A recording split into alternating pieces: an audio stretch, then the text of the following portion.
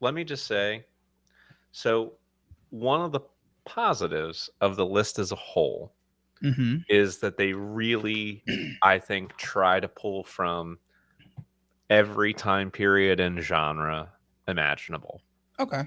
And in doing so, I like I kid you not, when I was like, "Oh, well, let me just see if there are any like snubs who didn't make the list entirely. Let me just like run through my iTunes or my Apple Music app right quick, just whichever artists I have and see if anyone jumps out real quick that wasn't on the list." I took 10 minutes to come up with like a legit snubs list.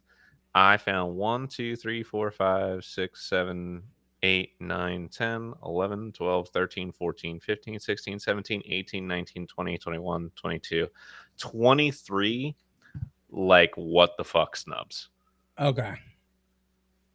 who just Good. didn't make it into the top 250 at all. Like I'm a, based on that criteria because they opened it up to picking guitarists that straight up no one has ever heard of. You I know, am so excited then. I mean, I literally can't wait. I've never been more excited for a thing in my life. Can you tell? the one thing, yes, but Bob Dylan's not on the list. I'll just tell you that up front. It's not like he's number Good. one or anything. He's not on the list. I feel a little better. Yeah, you should. You should. Okay. Uh, Before we get really rolling in this though. So you know the Masked Singer. I've heard of it. Yes. Okay. So I'm gonna have to show you one of the costumes in a second because they fully jumped the shark on this. It's not a Okay. shark, but they just this season has been weird. Okay. In general, I mean, it's weird. The premise of the show is It's crazy, weird. Yeah. but they actually had one of my favorite contestants on ever. So they had Elton John night. And I love the clues. That's the only reason I watch the show. Once all the people are You like figuring it out. revealed, Yeah. once all the people are revealed, as in like there's no new performers, because I usually get them on the first day they perform. I don't even watch I don't watch the finale. Sure. I stop watching once I figure out who they all are, Once and you then know who's who. I just That's let them the get important revealed part. and make sure I'm right. But they had Elton John night last night, and they had this person sing Philadelphia Freedom. And it was Elton John. No, but you're not as far off as you think. It was Billy Joel. It was Billie Jean King, who Elton John wrote the song Philadelphia Freedom about because of her like tennis team that was based in Philadelphia. I didn't realize that had anything to do with Billy. You're like, oh, you're so close. Well, It was a female tennis player. Like what? You get it now, though. I mean, you were close because it was Yes. somebody directly related to the song, which Sure. was pretty cool. But I have to show you this because they have costumes, all whatever, they have wacky costumes, Yeah. as expected, Of course. but I think they fully jumped from wacky masked singer costumes to weird like furry sex persona. All right, maybe I'll start watching. So I mean, this is the husky. I was like, that's just like a furry sex costume. That's weird. Like that's not what happens. The fuck? Like, What is so it doing with these like were the contestants last night. Elvira hairdo all the way back? Yeah, I don't know. It's fucking weird. But the contestants last night were the royal hen. Oh, it's just gonna be a thumbnail. Fuck you. Yeah. It was the royal hen, and then these three. Okay. The hawk, who is a Disney Channel person, I think, and the tiki, who was the best singer of the night, and I'm 99% sure is Sebastian Bach from Skid Row. Oh, okay. Like 99% sure. Sure. And that's it. Other than that, I don't care. Fair enough. Yeah, but nope, don't push that button. That will be a nightmare for me. Chrome is ready to update, so but if you click it, it closes everything out. Gotcha. Like, oh yeah, no, I know. no. Actually, I would like to have not been done doing that. Thank you. But I mean, it does reopen all your tabs. But Also, the I don't know amount what of to do because we're like 92% of our drive is full. And I don't know if I can keep uploading my audio to okay, the Low Totem Google Drive. that's fine. Next season, we're going to change it anyway. You're going to start uploading to the Totem Podcast Network one. Okay. I just got to give you the login credentials for it. Sounds good. So, and I'll go through and delete all that shit anyway. Okay.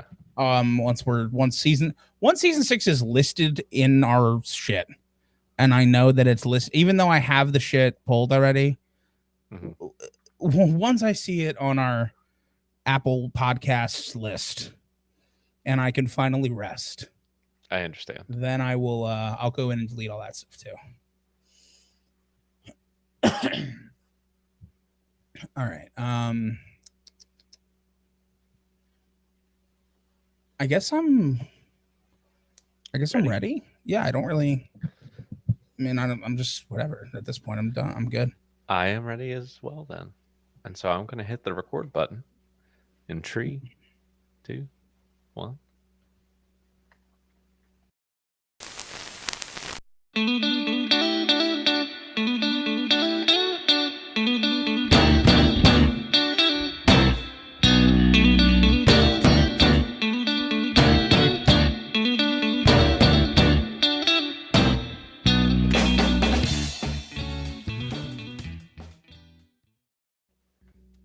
Well, here we finally are, Nicholas. Why didn't you sing our normal song? You always have us start with a song, and I thought you should have sang the Totem Talks season in review, final scores episode official song, to which you've written all the words. You're right. You know what? I should have, but instead, that's going to get released on our Spotify Oh, okay. along with Perfect. all of the episodes for this season. Yeah, I'm sure that'll definitely happen. Hey, you know what? It's got about as much chance of happening as anything else in the world. Yeah, I mean, because everything is a 50-50. Either it will or it won't. I mean, when you break things down to their basest of functions, yes, everything is in fact just it will or won't happen. It will or won't. Man, what a season it's been. First off, I cannot stress enough that if you are not one of the people who happens to be watching us live right now, you're missing out because I have gone full Danny Phantom Ghost. That's I true. cannot stop myself from disappearing whenever I lower my hand. So, you know, you're getting phasing in and out of reality. Yeah, I feel like half a person today. Yeah. But even more importantly, you are in for a treat because it is time We're for the sending award brownies show. to everyone's house.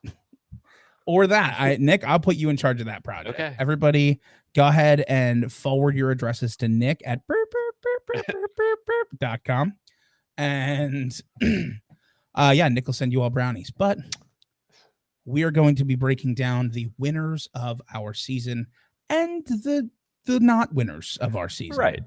Yes. We're going to go through the whole thing. We're going to talk about our top 15 performers of the season, our best episode, our worst episode, our best and worst moments, our best and worst in each category, and finally crown our complete winner of season 6. And I'm excited for it. And I think we should just start rolling before we get too far in. I'm Pat. You're Nick. Yes. Welcome to Totem Talks. Whew. All right. What a time. So we're going to start with our top 15. Okay. So we have 15 to 11. All right. Any guesses, Nick? Well, first let me say I'm a little unsure about this season because here's what I've noticed, and I could be off. Yeah. I think we had a couple of really high highs on this season, and then we had a lot of like meh. We didn't have too many low lows, or like the artists who were super low for us, I felt like weren't super low because they were just awful to listen to album in and album out. It was like lack of work that led to the lower scores this season. We didn't have as many like I want to smash my head through the wall weeks. We just had a lot of like yeah, I mean, looking at the scores, I can tell you we do have pretty typically the vast majority in the C tier. Yeah.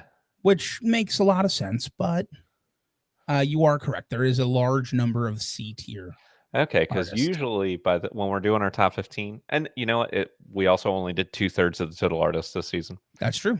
but we have rarely artists who are scoring in the 20s. But I think we're definitely going to here. I'm gonna say that Straubs is going to be one of those artists who shows up in the 15 to 11 range. That's my bold prediction. That is your bold prediction. Okay, Mhm. understood. Oh, okay. Well, let me tell you. Where is Straubs? They're around, probably England. Okay.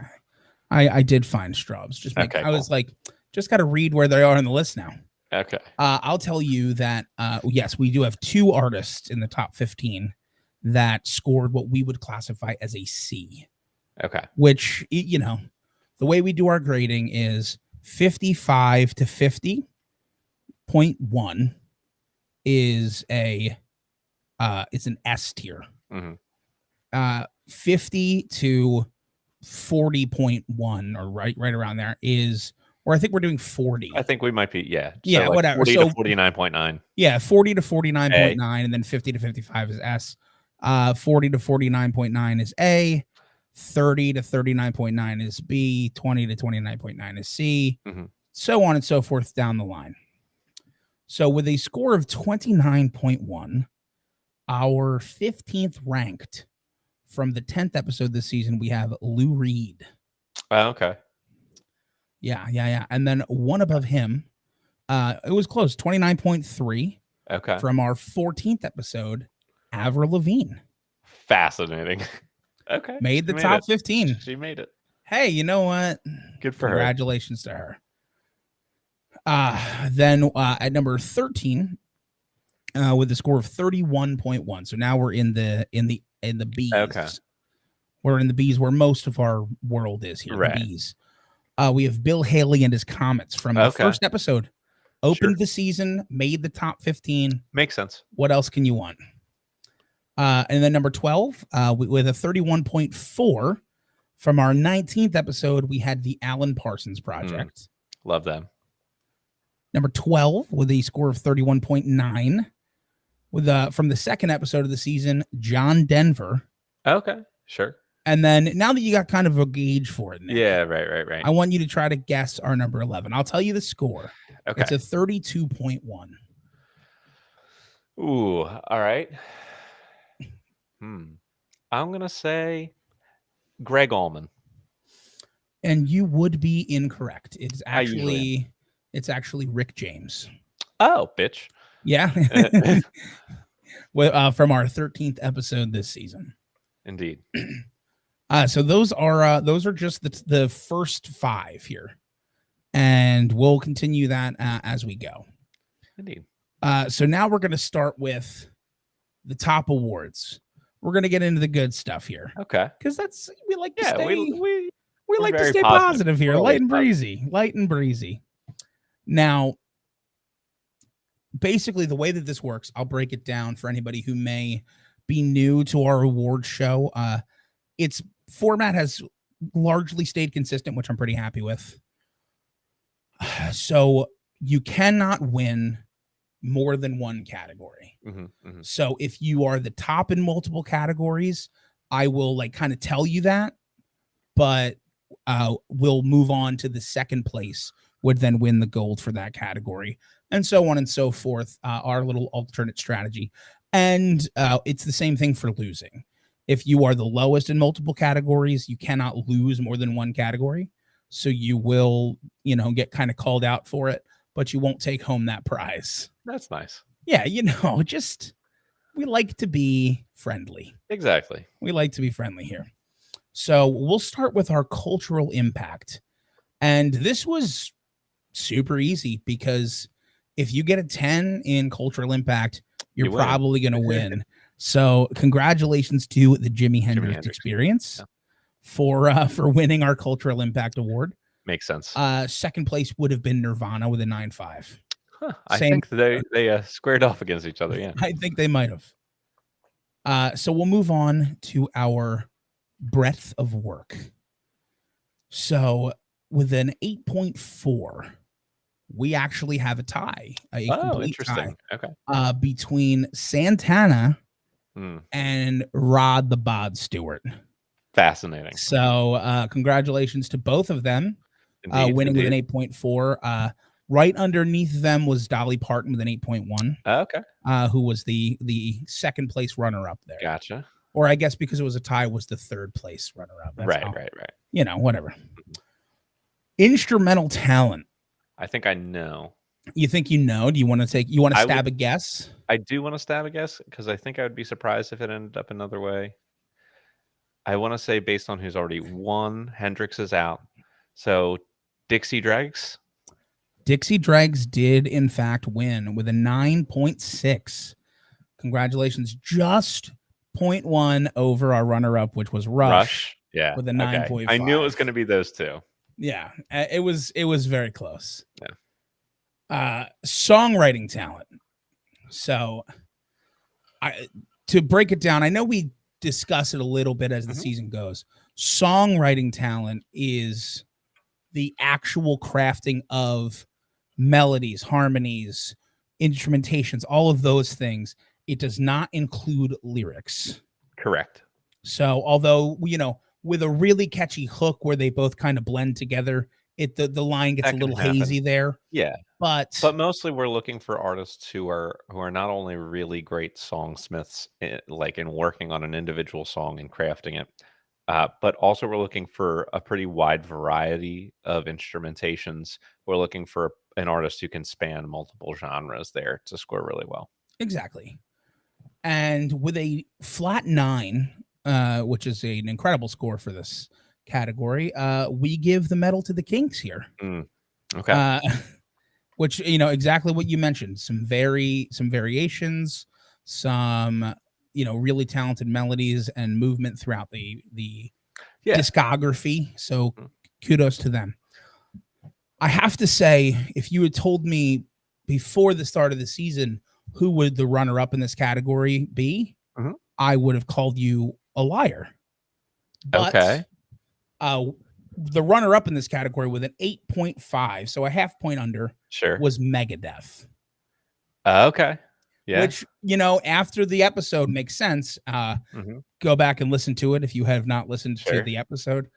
But if you had told me beforehand that would be the way this shook out, I would have been gobsmacked, is a good phrase. Poetic talent. Also Megadeth. Absolutely not. What I'll tell you is I was surprised at this category because the winner got a 6.4. What? Yeah. I had to go back and check a few times. We were apparently pretty hard on lyrics this season. I think we had a lot of people who probably were close, right? Like we probably had a lot of people who did well, but not very well. Yeah, we had the 6.4, and then we had another 4 people in the 6s. Okay. And then it goes down from there. Wow. Okay. Rough season. It was a rough season for it. Yeah, and guess what? It happens, all right? It does. It absolutely happens. But that goes to Patti Smith with a 6.4. I don't know if you're being clear. Patti Smith with eyes. Yeah, okay, thank you. The Patti Smith with eyes, not with who to see you with. yeah, with the eyes to see you with. Perfect. Congratulations to Patti Smith for winning the award for poetic talent. Runner up on that one, with a score of 6 after a couple, no repeat potential at all. I wanted to shout out Hootie and the Blowfish. Scored a 6 in this category. Okay. So kudos to them. And then the X Factor. Right. We had 2 5s this season, both of which have already won awards. Okay. So that's Santana and Jimi Hendrix. Gotcha. So the winner of this category is the alternate with a 4.5, Nirvana. Okay. That makes sense to me. Exactly. Woo. All right. That's a lot of talking. Okay. Yeah, you're right. It is. But yeah, so those So are our okay, individual category winners this season. very cool. Seems pretty fair. Nothing too wild except for Megadeth For sure. and the horrendous judgment of vocals of lyrics this Yeah, season. yeah, Just very rough. not great. I mean, listen, we've had some really strong Yeah, lyricists I mean, that's the thing, throughout like, our series. you just never know. Like, you put together enough seasons, and you're gonna have some, like, weird outliers in certain Yeah, categories for certain seasons. So you're absolutely correct. So I'll tell you, I did a little bit of extra data before we get into alright, good. our 10 to 6 that we're going to Yeah, be yeah, coming yeah. up with in a minute. I went and looked at the average score for the season. Okay. And then I was like, you know what? I wanted to look at our average scores every season Mhm. to kind of see where this season Yeah. falls. Now, just before I give you any footholds here, Nick, Sure. what do you think of this season? Do you think this season would be considered above average, below average for us?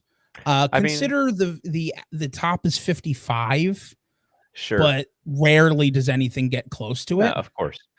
I mean So like, you have a little bit of both to choose from here because I think what we've already seen is most top 15s don't pull into the 20s usually for us, but yeah, that's because we have more artists. So when it comes down to averaging it out, not necessarily every season is going to have.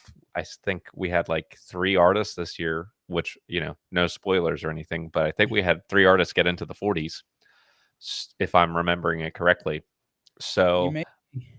I think that maybe overall, I would put this kind of like right in the middle, like because some of our other seasons had artists who hit that 50 mark or got close, but also had like people get like a 7.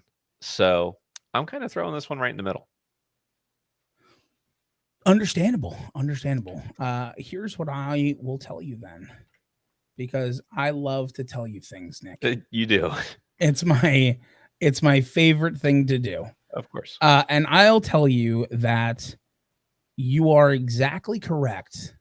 This is the exact middle of our seasons. It is our third ranked. Yeah. Okay. So not exact middle because it's not our Yeah. three and It's a half ranked, impossible to right. but it's our third ranked season. Okay. Uh I will tell you our average. Hmm. I did the average of every score we've ever given, all Okay. 426 of them. And I think that the average is 24.7. No, it is 25.3. I was really close. You were really close. The average is 25.3 for our total scores that we've ever given anybody. Yeah, that's pretty good. Which is honestly, like, literally, it couldn't be any closer to the exact half. It's pretty good, Um, right? like, so We're pretty we're doing a good job being consistent. That's what that's exactly. telling me. If the We are average pretty score is consistent. the exact middle between 0 and the highest available score, that's pretty good. So, if you had to guess what our highest season would be out of all, I mean, just Uh, cast your memory back to our I'm gonna guess younger season days. 1 You because think I know season one? we had the Beatles and Elton John both hit the 50 mark in season That's 1, so true. that's my best guess. And you would be wrong. Season 2, actually. I'll Okay. run through the seasons real quick. So season 1 had a score of 26.2, which was Okay, our so it was second second ranked. highest. Yeah, our season 2 was our highest with a 26.4. Okay. Then we had season 3 with a 26 even. Okay. Season 4. Wait, I did that backwards. Season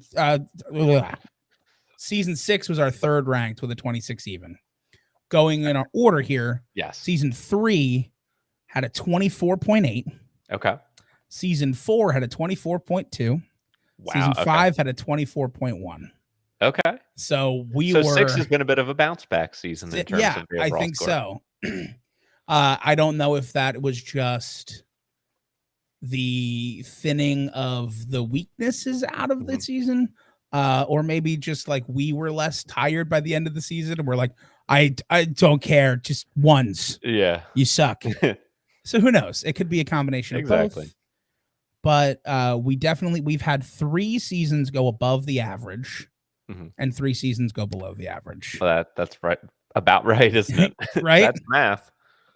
But it makes sense. It means 2 things. 1, we're consistent in our judging, and 2, you're relatively consistent in who you're pitting in each season. Who would have Because thunk? I know you put a lot of thought into it, probably more thought than you do to most other things in the world.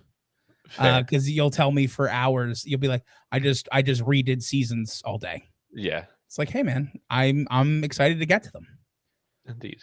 So just letting you know that it is actually pretty consistent and working out. I like it. Yeah, I thought the data would be pretty fun to go through. It is interesting. So now we're gonna go to our 10 through 6 of our top 15. And it is a doozy. I think you probably mentioned some of these artists in our awards segments.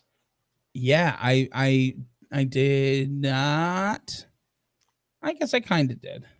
Okay. I guess I kind of did. So, first we have our man. I don't think I said him yet. I might have mixed something up here. There was a rice. I know. What can you do? That's how you know we're live. Right. It's how you know we're live. So I'll tell you what. Our number 10 was actually Rick James. Yes. Okay. Which was where that was. And you said he was 11. I said he was 11. But he was 10. Keith. Hey Keith. I didn't even know if you'd be able to hop on. So then who's really number 11, Pat? Number 11, the real true 11 is our boy John Denver. Oh, wait. Didn't you say he was 12? I don't understand. Did I say he was 12? Just run through the list so far, because you've said all these names. Lou Reed's 15. Okay. Avril Lavigne is 14. Okay. Bill Haley and his Comets is 13. Alan Parsons Project is 12. John Denver's 11. Okay. And I think you just maybe accidentally said one of those numbers twice because you gave 6 names in the first time. You must have, because you already I must have just said Rick James was... Okay. I must have just announced previously that Rick James was 10, and he is 10. He is 10. And honestly, 9? Whatever. Who's 9? I'll give you a hint. Okay. Meow. Oh, okay. That could be anyone, really. There are a lot of cats. There's Cat Stevens. That's a good guess. That's a good guess. Yeah, Cat Stevens with a score of 32.7. Very good. He pulls in from our second episode. So both of our second episode people, John Denver and Cat Stevens, made this list. Congratulations to them. Number 8, we have Foreigner. Okay. With a score of 32.9. Okay. Number 7, because that's how math works. That's how numbers work. From our 15th episode, we have Nirvana with a 33.2. This makes sense. And now here's the deal. I know the thing says 10 to 6. It does. I cannot give you the next one because what actually happened is our number 5 is tied. Okay. So then we're going to hold off. Very good. And we're going to move on to our next segment. Yes, our next segment, which is a lot of fun. It's the reverse top awards. So who the reverse top awards. What is another word for reverse top? I don't know. I was looking around. I couldn't think of anything. Yeah. I thought, because you have like the reverse winner, but I thought like reverse top awards made a lot of sense. It does. So these are the people who scored the lowest in each of our categories. The difference in this one is we will actually announce the overall reverse top as well. We did not announce the overall highest, of course. Right. We'll get that's there. The winner of the whole season, and we'll get there. So cultural impact. And I actually have these. We can go individually here. Cultural impact is a tie. Okay. With 2.7s. Oh, okay. which is not That's not terrible. terrible. No. We have Dixie Dregs Okay. and Patty Smith with With Wise. Okay. The Patty Smith with Wise. Potato chips. Yeah, so congratulations to both of you, our reverse cultural impact winners. Shout out to Straubs in this category with a 0.8. Okay. So just missing the Duly win noted. here. Breath of Work. This one is sad. I'm upset about this one. We had there's no alternative here. It's Eddie Cochran with a one album. Sadly, because of a tragedy where we weren't able to get more albums from him. Yeah. But we did enjoy his stuff. Sure. Yeah. A lot of Elvis in him. Yeah. A lot of Elvis in him. But what's wrong with more Elvis? Exactly. Runner up here with a 1.4. Shout out to Small Pools. Okay. Remember we did Small Pools this season? I do remember that. Yeah. Make sure you're taking care of your small pools. Everybody. I will. Instrumental talent, and I forgot we covered this artist. And when I say forgot, I mean scrubbed from my brain. We did give it 2.6. Pretty good. So pretty good for Devo. Yeah. Congratulations, Devo. With a 2.6 in this category. Runner up was ironically Patti Smith with Eyes. Okay, yeah. With a 3.9. Gotcha. Which was interesting. Yeah, I'm pretty sure Patti Smith with Wise dragged her entire artistry up just by her voice. Yep. So yeah, Patti Smith with Eyes won a category and Reverse won a category. That's great. So you love congratulations. To see some diversity there. Yeah, you love to see it. So we'll go into songwriting talent. Okay. Now this one is always a bit hazy here because there's some people who don't write music.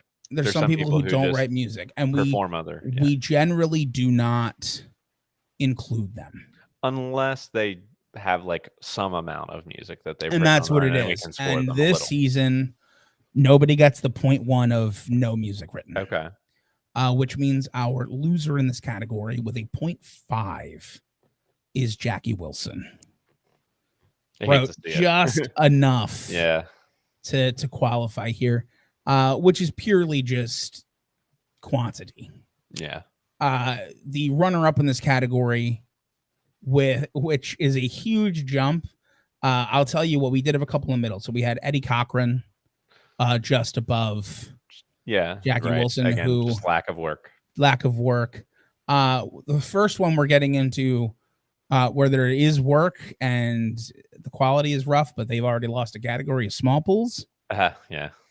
So the actual runner-up for this one, similar reason to Jackie Wilson, Josh Groban. Okay. Didn't write stuff. At least not confirmed having written stuff. And then poetic talent. A resounding victory to an artist who didn't quite get one in the top awards, but almost. Congratulations to Megadeth for losing our poetic talent. I'm sorry, reverse winning. Yeah. Our poetic talent with a 1.5. Excellent. Yeah. Excellent. Followed very, very closely with a 1.7 by Looking Glass, who didn't release much work. 2 albums. That's kind of what happened here. Yeah, so we don't do an X Factor here because so many artists just get 0. Yeah. There's no point. And you don't really lose. X Factor can really only help you. So we don't have a reverse win for that. True. Although maybe we should. Maybe get some of them reverse X Factor points in there for the honestly. I don't know, Jerry Lee Lewis. I would love to take away points. Yeah, just for every person that you could have allegedly possibly murdered. I would love to take away points for stuff like that. Seriously, the way that I look at it, and the reason we don't do it is like that level of negative publicity still is a reason people know you. That's true. It's still something that sets you apart. Yeah, we'll play it straight in terms of their scores, and if they're a terrible human, we will rip them to shreds on the episode. Exactly. That's what it is. So like, yeah, you'll get X Factor for being a complete raging douche who, is known for something awful and terrible because you're widely known for it. Sure. But it definitely isn't a positive thing. No. In the world. It definitely is not. But speaking of positive things in the world, our overall reverse winner. Okay. Do you have any guesses, Nick? Oh man, I'm trying to think who was really, really bad this year. It's tough. Or it's got to be somebody who just didn't have very many records, or I don't know. I don't know though. Well, I'll tell you, with is a it small pools? With a 10.6, small pools. Yeah. Pulls out the reverse win. Okay. I mean, it was what, 3 albums of mid, right? Or was it even 3? I think it was 2. Might have just been 2 albums of mid. Yeah. I mean, not much you can do. Our runner-up reverse winner here was Looking Glass with 11.9. Okay. So a full 1.3 difference. Woo. But what I will say is, kind of backing up our theory of this is, a higher episode, like a more of a resurgent season than continuing the trend of negativity in our average decreasing. 10.6 is a D. Sure. So no Fs this season. No Fs all year. You're right. Which I will take. Agreed. I will take no Fs. Now, this is time where you get to do some talking, and I'm excited. It's about time. The extra award categories here. So I'll run through them real quick, and then we'll go one by one. So these categories here are the biggest surprise.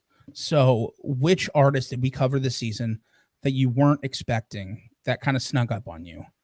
Our biggest disappointment, almost the exact opposite of that. Who did you expect more from? That kind of fell flat.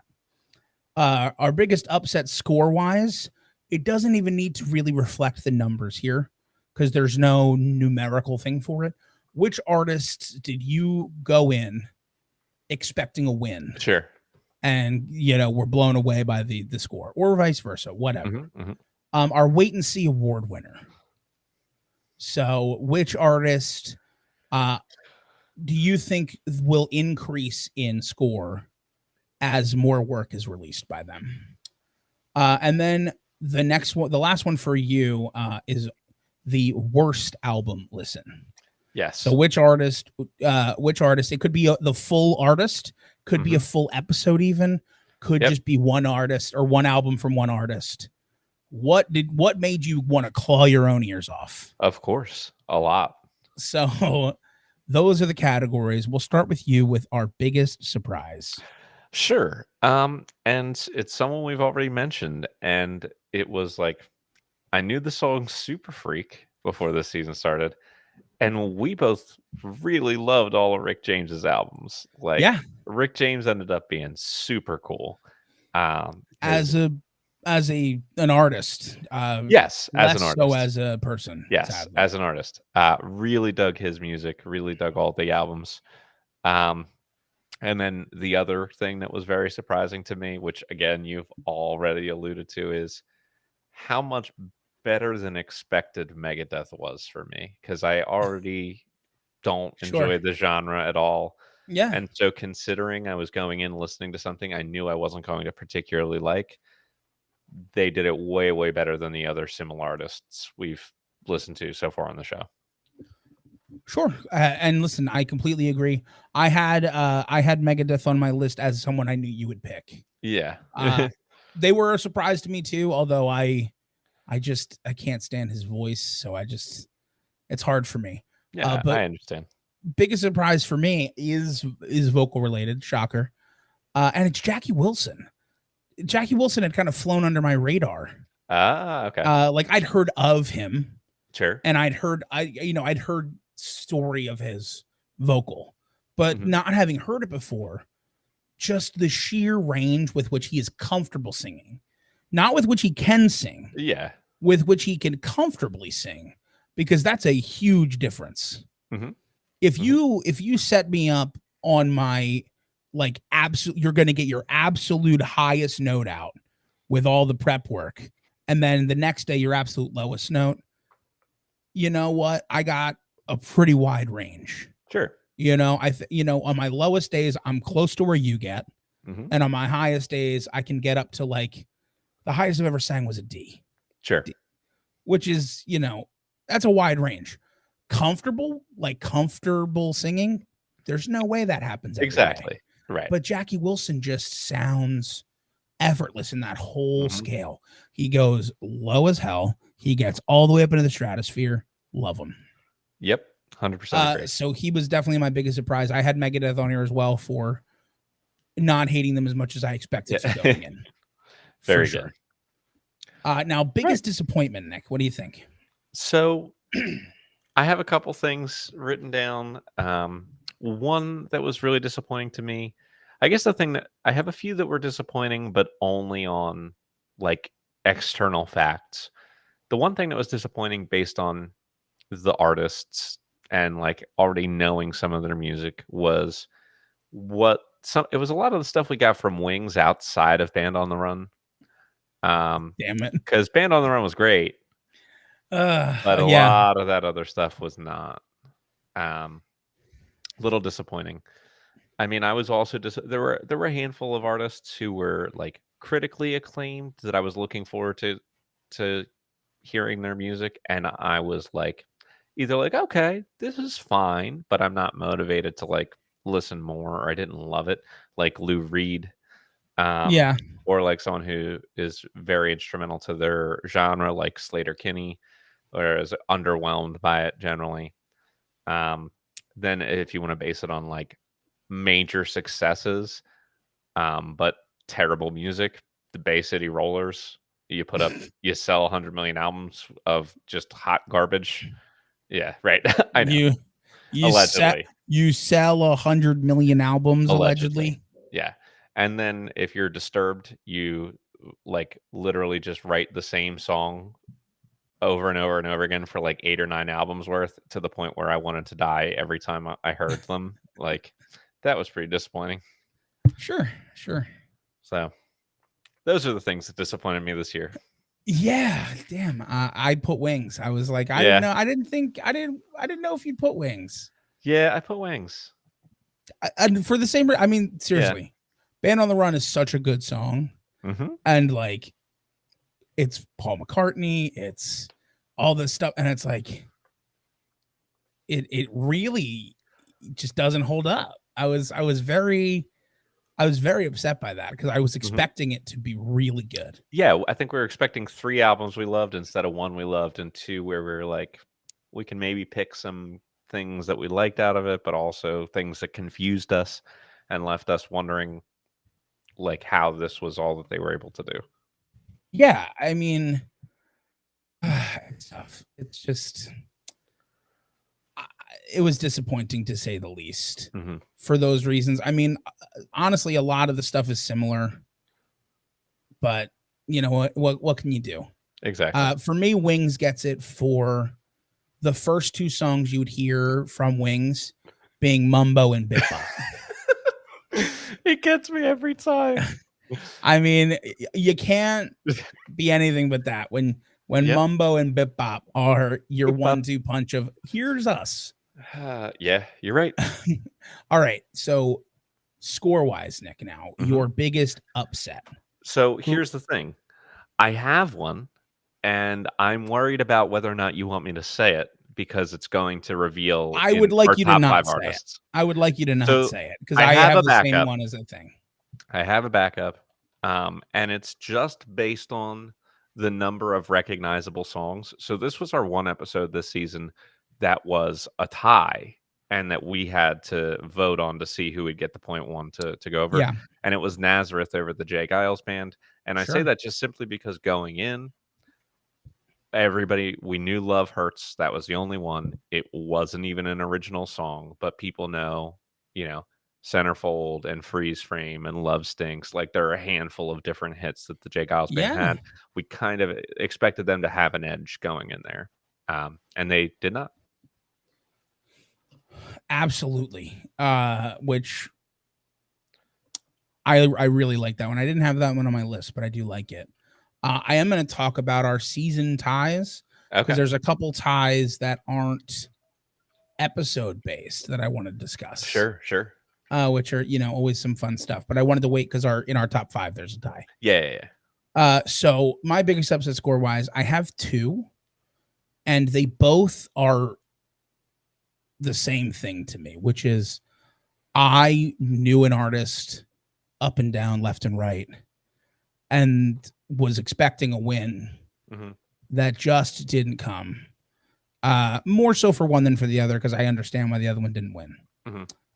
The big upset for me was the Grassroots beating Josh Groban, because I knew the Grassroots as the band Creed Bratton from The Office was Correct. in, and I got a good band, Yeah. with a good selection of songs. Mhm. And Josh Groban, I really enjoy a lot of his music. A lot of his stuff is, in that classical route, so it's a little bit niche to some people. I do think he has gotten better as he's gotten older, which is, I mean, he just sounds so smooth in his forward. That's crazy. But the other one I was Bjork versus Amy Winehouse. Sure. I get Amy Winehouse losing because Yeah. of her passing away and stuff like that. Yeah. But Bjork was Weird. It's I mean, weird, but has done so much in the world that Definitely. she took the prize. So those were definitely my upsets. Very So good. wait and see, Nick. This is a rough one. Yeah. Okay. So there was only one artist this season that could, in earnest, win this award, and I will let you talk about them, and I will give the weird possible extras that I put down. Sure. One was to see if any more unreleased albums or demos of Amy Winehouse ever come out. That happens Would be sometimes with wonderful. artists. The one album has come out of previously unreleased and demo stuff. So if another one comes out at any point, I would definitely be curious.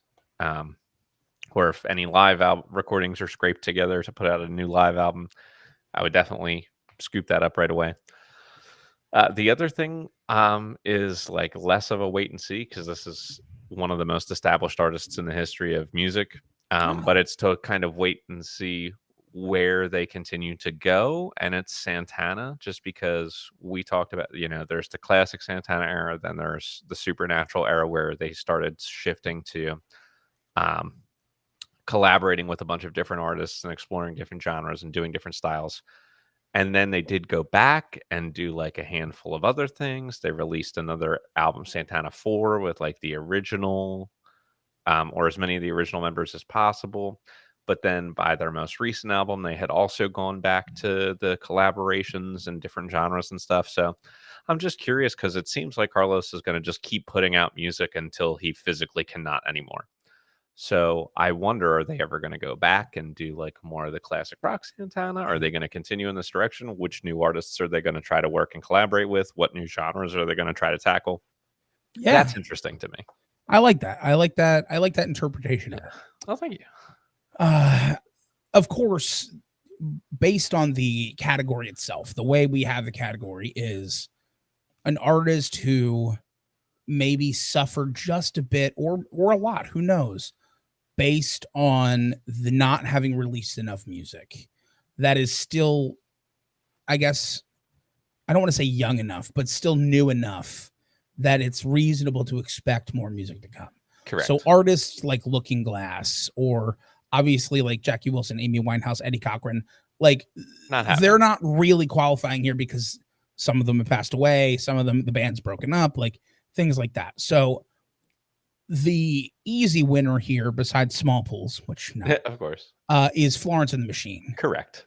Florence and the Machine is somebody who I could really see exponentially increasing their strength in multiple categories as Florence and the band release more music, because we enjoyed listening to it. We thought the last album was still really strong, which shows some Mhm. consistency, but there was some changes, some growth. I'm looking forward to seeing it. I'll throw 100%. one other potential in this category, just as somebody who also fits the bill, Mhm. and it's Josh Groban. Okay. Because if Josh Groban can release more music as his genre shifts a little bit away from classical and a little bit more towards like balladier, which is kind of started in his most recent stuff, or if he just picks more folk songs to do piano covers and like Sure, yeah, that would be turn better. into duets, because both sides now, his Joni Mitchell cover is Best song in his phenomenal. discography. Well, yeah, as somebody who likes way more songs in his discography than you, I could agree with you. I mean, it's so Yeah, good. So those are the wait and sees of it of all. course. Florence with the real win there for me. Yeah, definitely. So Nick, here's the one. Okay. Your worst album listen. Who made you wish music didn't exist? Okay, so I have a couple of albums that I've picked here. Sure. But I could also just, as a general rule, pick Devo. Uh-huh. Just collectively, their whole existence is a nightmare. But the albums that I've chosen are the most recent album by each one of the artists. So it was I think we're gonna overlap. the most recent Avril Lavigne album, her Avalanche Stop album. it. Stop it. You son of a bitch. I will find you. Yeah, that was my winner for the most poorly written lyrics of the entire season. That particular album. That album was just god awful. Yes. Yeah, I'm And Bay City Rollers Breakout 85. My God. My God, was that was torturous. Good. Torturous. Shockingly, we did not overlap, Oh, although good. I I'm sure did there's think lots of of Breakout agreement. 85. I think there's I agreement here. did think of Breakout 85. I forgot how bad Avril's last album was in my brain. It was very bad. Well, mainly because I started coming up with these after I had done the awards. I was like, she scored in some stuff. She was all right. She's in our top, whatever. Sure. So I didn't even remember that the last album was pretty garbage. So I also put Devo. Carte Blanche. Listening to Devo was very rough for me. It was. But I'm really glad you didn't talk about this, because this is an artist who did well for us this year.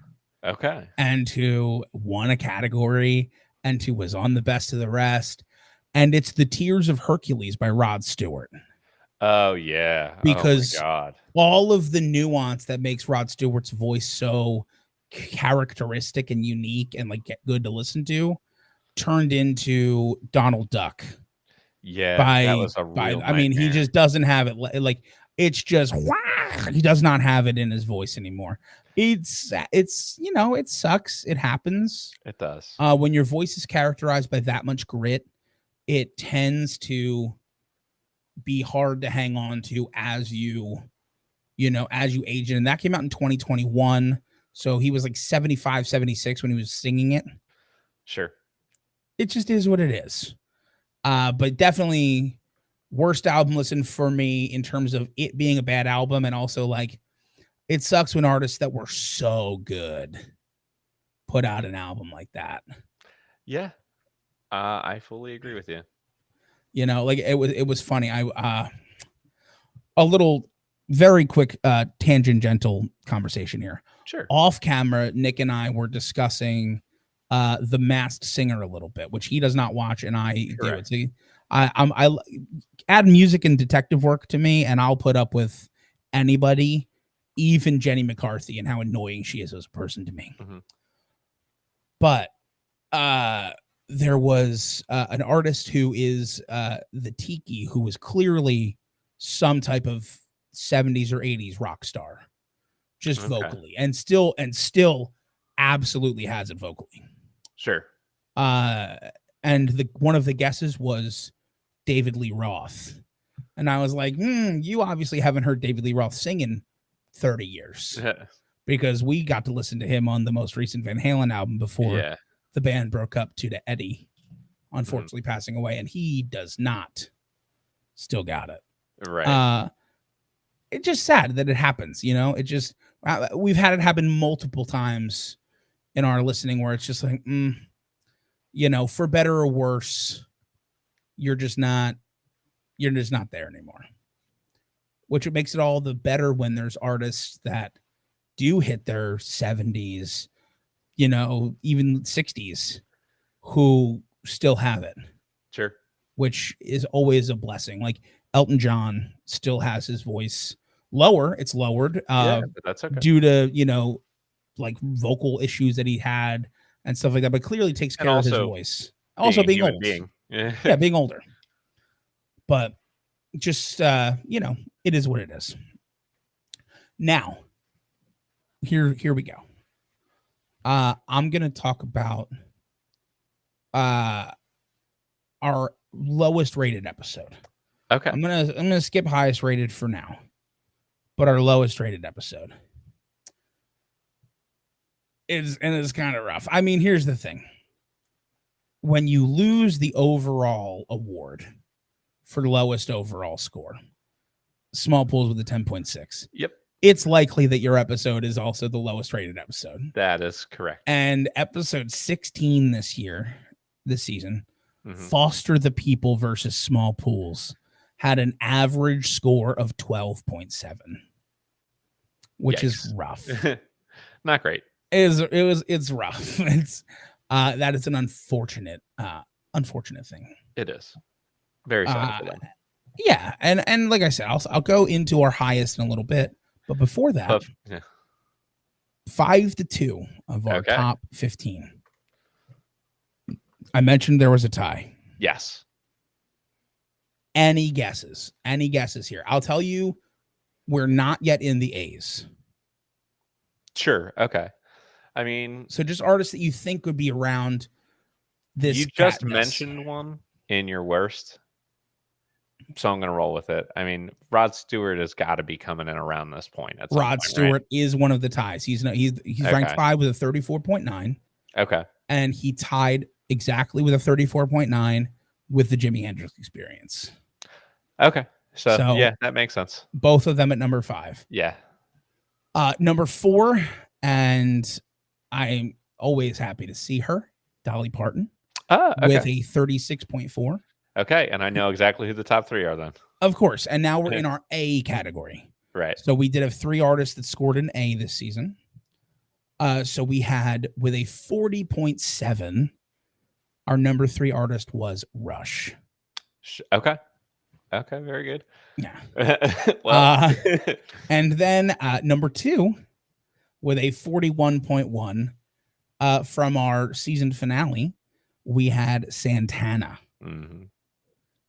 Makes sense. It does. Makes a lot of sense to me. So I will tell you, and I'll listen. It is time, Nick. Yeah, it's time. The season 6 winner, the Kinks. Right. Makes sense. Our season finale was jam-packed. Exactly. So a 41.5. And that was both of our number 1 upset award winners was the Kinks beating Santana. I think we both expected both of those artists to make it into the top 5. Yeah. But I thought that Santana was going to take the season. I agree. I thought so too, especially like during the listening. Sure. Like even beforehand, just like I thought of Santana and I was like, oh, I think of Santana. I think of more just purely, I think of talent. Sure. 100%. And like I did, we do the listening and you think of it. So yeah, definitely in the running, if not the definite upset was the Kinks not only winning the episode, but the whole season based on winning the episode. Because they had to really come out and bring it, and they brought it. Yes, they did. Yes, they did. So good on them. And of course, I will say that I had left them off of the highest rated episode was the season finale. Yes, obviously, which was pretty wild. But I'll tell you that I had held off on saying it because I did come up with a second one. Oh, good. If you were at all interested. Yeah, I mean, is it Nirvana and Hendrix? It's Nirvana and the Hendrix. Yeah, of course. Gotta be, right? And then maybe Rush and Straubs. I stopped after 2. Or okay. Or you're probably John right. Denver. both very close Probably in Cat Stevens and contention. John Denver because Straubs was actually ranked 24th. Okay, but I know they still got a respectable score, and Rush's 40 balances them. Their Yeah, average is in the 30s somewhere, so it's that's close. It's yeah, close. I'm not doing the math right now because who's understandable. got time for that? I Oh, probably Rod do, Stewart but and Greg Allman, another strong episode. another good one. We had a lot of really good We matchups did, this we season. did. Part of the shift to the lesser of like the Two going down to equals. 2 artists instead of Oh yeah, 3 artists. really helped. I think dial in the similarities Hmm. of artists, whether you expected them or not, because Sure, sometimes we picked a kind of precursory similarity exactly. and like it ended up almost paralleling weirdly, Yeah, like which in ways that I you do weren't expecting, which was really keep good. that in mind for future seasons too, because I've definitely kind of gone on that road a little bit more. Like I've Good. found some that match up like very specifically because they were doing the same thing at the same time, and others where it's just like, huh, both of these bands were named after types of animals, and let's see where it goes from there. Like Good. so they can be like super closely related or related in some way that might have absolutely nothing to do with their music. And that's fine with me. Now, moving on here. So we're going to talk about ties real quick, Sure. just to kind of wrap up our show. Bolo, Yeah, long, the wins or not, half yeah, or full Windsor. We did have a few ties this season. Obviously less. I think less, just based on the less artists. So I already mentioned Hendrix and Rod Stewart. So right, both right. with a 34.9. Some other interesting ties we had. I'm giving the tiebreak to Hendrix, by the way. I would also give the tiebreak to Hendrix. This one, I think we'd also we know who we're giving the tiebreak to. Pretty obvious. Wings versus Greg Allman. It's I got to would be Greg give Greg Allman. Allman the Yeah, tiebreak there.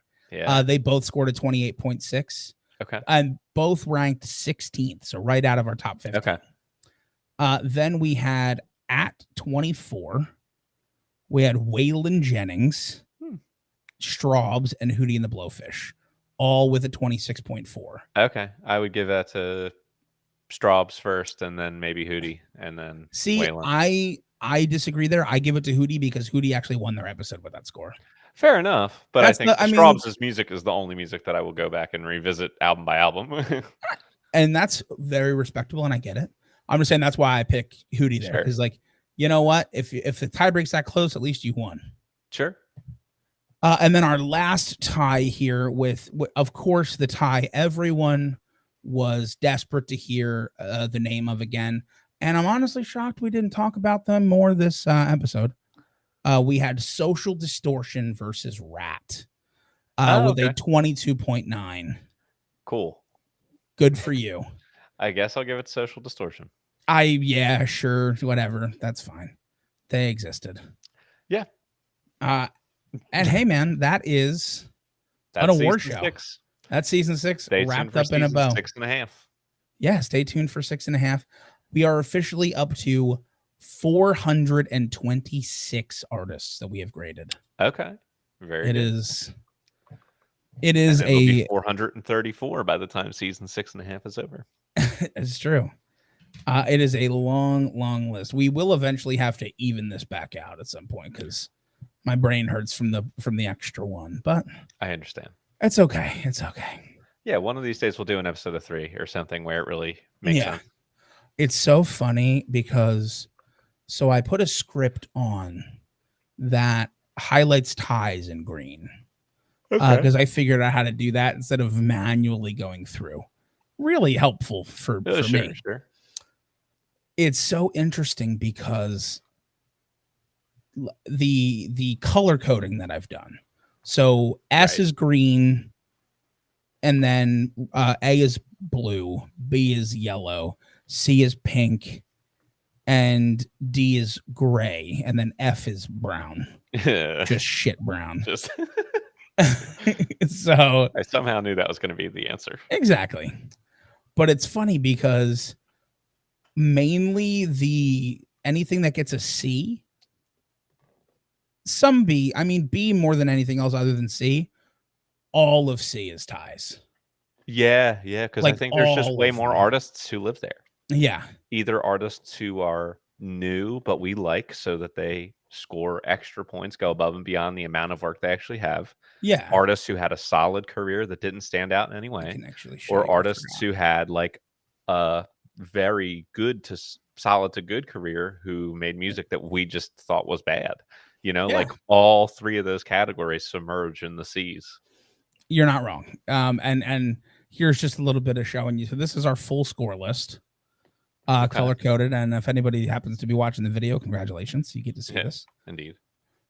So like no scores, no ties in the A. Obviously, our S category is tied, but no ties in the A. You get some in the B, like a good amount in Yeah. B, and then C is just A million. Yeah. all of that. I mean, like multiple, like this is a 3 tie, a Sure. 2, like it's just the whole way down. Look at the 26.4. It's our favorite score we give out. Wow, no kidding. Like, I That's mean, a come lot of on. 26.4s. Yep. And so it's just wild stuff. We also give out a lot of the 24.2. Okay. Uh it's just crazy. Like everything is ties here. And then, as you keep going, and then our poopies. Yeah.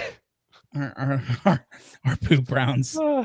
Shout out to the Red Devils for not existing as a band. I swear, they're Yeah. not real. They're not real people. You can't We fool were me. only able to find like some live recordings of them, right? Yeah, that's why Yeah. they lost. And they were like, "Hey, they weren't bad, but I mean, what Yeah. are we gonna do with 6 songs? what's there to grade?" Yep. Not much. Not much. But yeah, so that is officially season 6. Excellent. Put a Put it in bow the in it. books. Let's move on. It's in the books. I'm looking forward. That's To right. quote one of the most famous people of all time, we're on to Buffalo. Oh no, wait, I'm sorry. We're on to Cincinnati. That's what it is. It's Cincinnati. And Have a great day.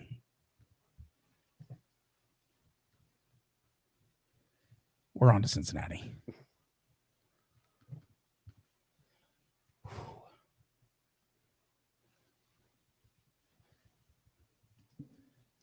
What a season. Indeed. Now I will pee. I will eat a delicacy. I will prepare a family friendly beverage. Yeah. I've also started charting it so we can see if there's going to be any outliers in seasons as we go. Oh, Because cool. I'll be able to keep adding to this chart. I love that. Yeah. I was like, I might as well. I got some. Yeah, I think it's a good thing to monitor. All right, Yeah. now I must pee and do my things. I'll be back shortly. Go pee and do your things and be back shortly.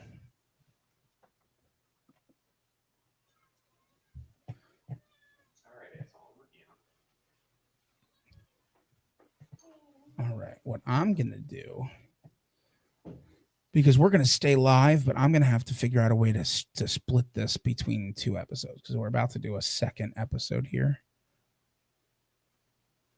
So I need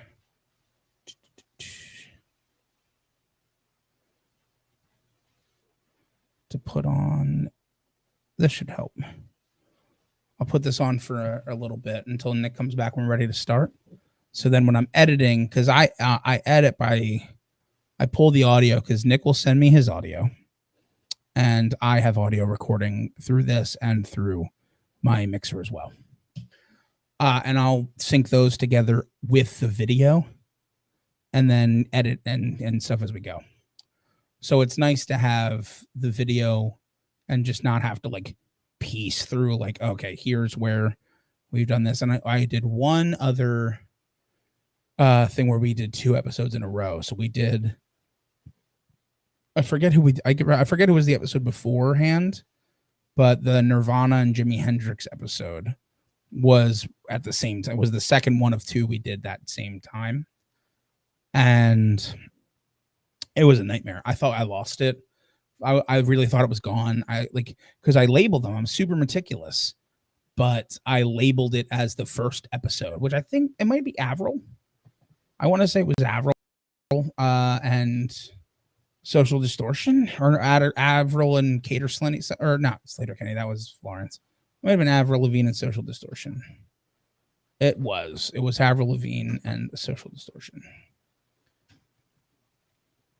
I remembered, but I thought for a while like I had just lost the episode and I was terrified. So now I learned to be more careful. Hey buddy. Hello. I was saying that I was telling the story about how I like was thoroughly convinced I had completely lost the audio for the Nirvana and Oh, Jimi yeah. Hendrix episode because we recorded 2 in a row. Okay. And so the way that I've put in the whole time you were gone, I had this bright orange background going. Yeah, So I noticed I'll that. be able to parse through the video and be like, this is where I need to cut this in half. Gotcha.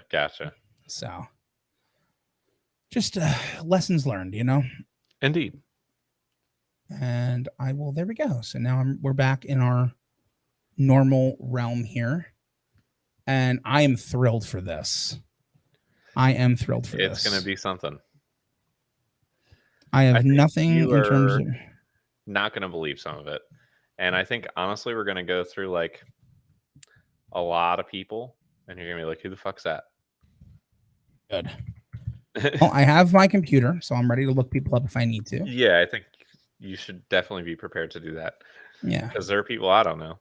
I mean, that I had to look up are like, oh, I've heard that name, but I don't know anything else. Good. All right. Let me just... I am very almost ready here. Sure. I just want to have some of these tabs closed and stuff now that I don't need them, just for the sake of ease of use on my computer here. My computer's doing its best, but it is 150 years old. I understand. And by that, I mean 4. Same thing. 3 or 4. Yeah.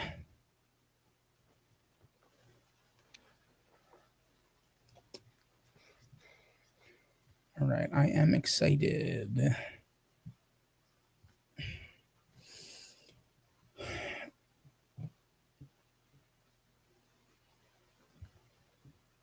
You can still see me, right? Yeah, I see you. Okay. I just had a thing tell me that a website couldn't be reached. Wikipedia, which is a pretty common website that should be able to be reached. So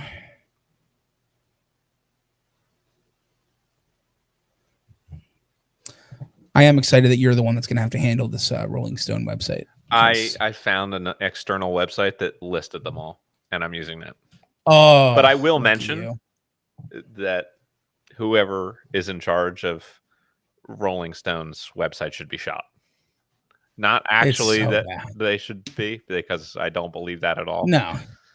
But they should be taught how this works, though. Exactly. I mean, it's so bad every time. Every time I ever try to go on it, it's the worst thing I've ever seen.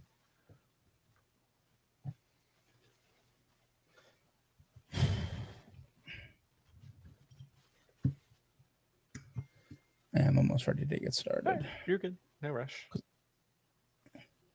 Rush for me, sir. The Phillies.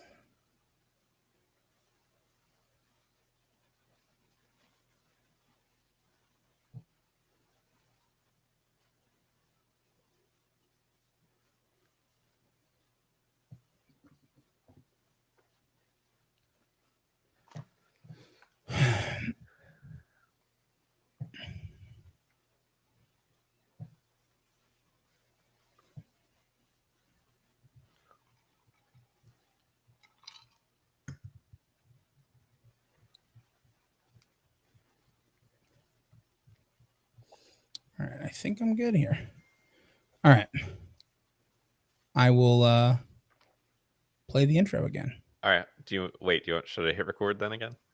I ended mine and put it in the drive, and now I'm restarting. So you've done the right thing. 3, 2, 1.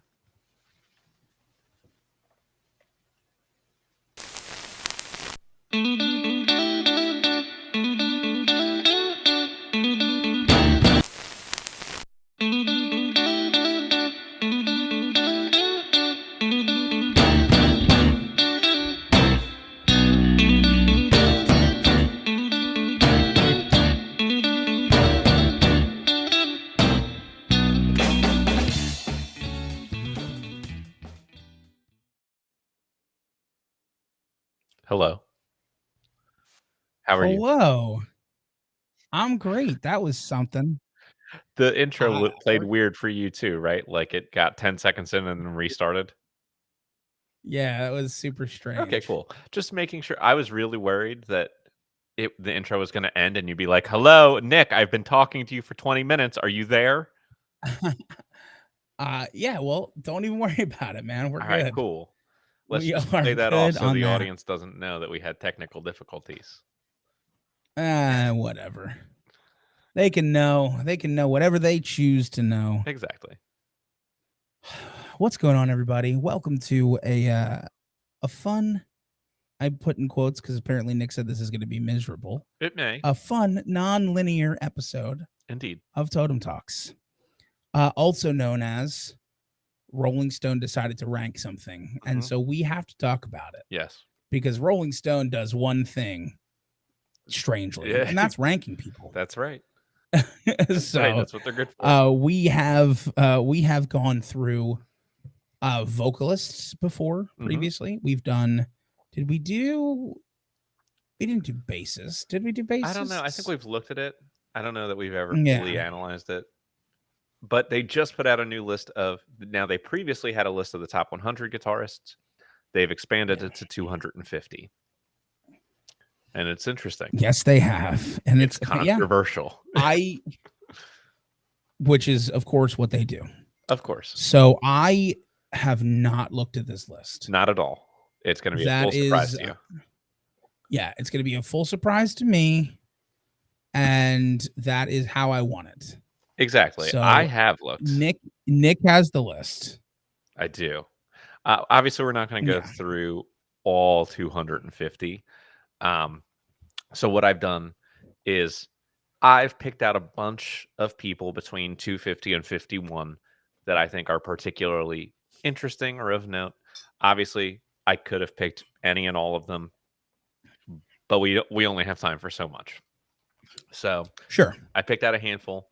Um, I also picked out a handful of guitarists who are nowhere to be found on this list, questionably to me. And Good. uh, then we'll go through the top 50 and we'll run through who they are together. So, Okay. I'm excited. so let me first say um, about Rolling Stone, one really great thing that they did here and one really awful thing. So, not even related to the list necessarily is the awful thing, which is if you have never attempted to use the Rolling Stone website before to look at these lists, Oh, and it's the worst website on the internet. It is super glitchy. it's Nothing so works right. bad. It has been this way for years and years and years. And there were times when I thought, no, it just must be my internet. I must have really bad internet. But now having good internet and having lived in more than one place and having tried this on computers, on iPads, and on phones, let me just say, Rolling Stone has the least functional website in the history of the internet. And they are they're like the biggest name in music journalism in history. How? How do you have the most piss poor website ever created for so long? Especially when the main thing that gets you traffic is putting together lists like this that no one can even get through because it doesn't work. Yeah, And 100%. I'm very angry at you for doing that. I I I hate it. I hate Mhm. how like terrible the website is. So, It makes no sense to me. so I found another Yeah, blog shout out website. to Rolling Stone. Yeah, I found another blog website that has all the guitarists listed. So I'm running with that because I can actually navigate it and it won't completely shut down the stream. Now, the positive I want to say is I think, were super inclusive on this list. Um, they tried to pick guitarists and artists from every time period imaginable, from like the earliest roots, and then in the 1900s, obviously, like we're not at from guitarist popularity, really, um, Yeah. up through now. You've got a lot of different genres and artists covered, many of which I've just straight up never heard of in my life. And I've done a lot of listening and a lot of research on music. Some of these names, I'm just like, I don't know who that is. Um, but anyway, I want to give them credit for like really trying to cover their bases here, which will also later be revealed as a flaw because they opened it up that far and then just some glaring misses here. Good. So I'd like to start with Mr. Irrelevant because I just think it's nice to know who came in last but was still placed. And I think it's actually a good choice of someone who belongs in the list somewhere. Um, a solid call here with Andy Summers. Excuse me, Andy Summers from the Police. Oh, from the Police, yeah. So he Okay. squeaks in on the list. And in a similar place at 248 is Robbie Krieger from The Doors. So like a couple of guys who are very relevant bands who were solid guitarists who had some like really interesting and cool parts at some points in their careers, um, getting some recognition. Although I don't think most people are going to like fight for them to be super high on the list either. Yeah. Yeah. So also in that like bottom 10, you got Paul Simon, and then most interestingly to me, Keith Urban. Keith Urban, who is someone who I personally never really thought too much about as a guitarist. I never really looked at music, Yeah. honestly, until and this will ring a bell for you when you realize it because I'm pretty sure I've made you watch this performance. Keith Urban at I think it was the Crossroads Music Festival, did a live performance of "Don't Let Me Down" by the Beatles with John Mayer, Yeah. and his solo is just like so good in that I was like, "Oh my god, Keith Urban's really good at guitar, man." Like I never even thought of him as a guitarist until that moment, and I was like, "Oh no, like he seriously is though." So, I'm glad that Keith is on the list. And now I'm going to zoom through. I mean, like, there's a handful of people that we could talk about at any section of the list, but the next big name that I want to talk about because it's someone that you and I both love, who I think when they remake this list 7 or 8 years from now is going to be a lot higher, is Gary Clark Jr. So he came in at 209. My boy. Uh-huh. And I already think that, I mean, just considering the hype around him, um, it's strange to me that he isn't higher. Like he is really well loved and respected in musical communities. Everyone knows he can play the hell out of his guitar. He's a critical darling. I'm not really sure why he's this low. Yeah. It's a little You would mysterious think. to me. But you get one or two other like interesting players rounding out the 200s here.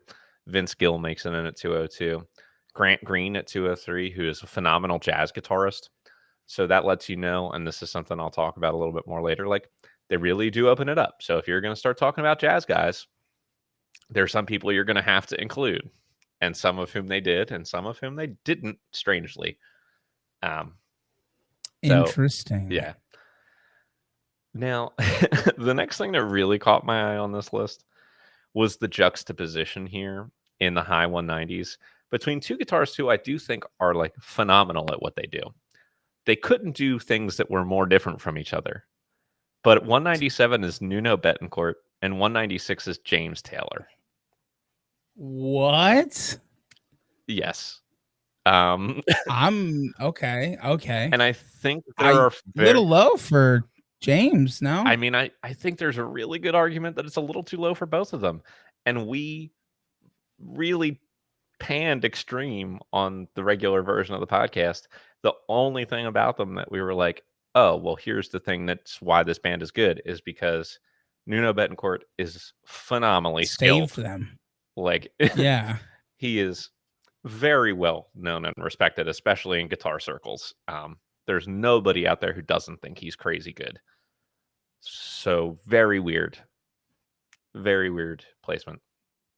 And now there's one more person in the 190s that I want to talk about, but only very specifically because of where they were placed related to someone else.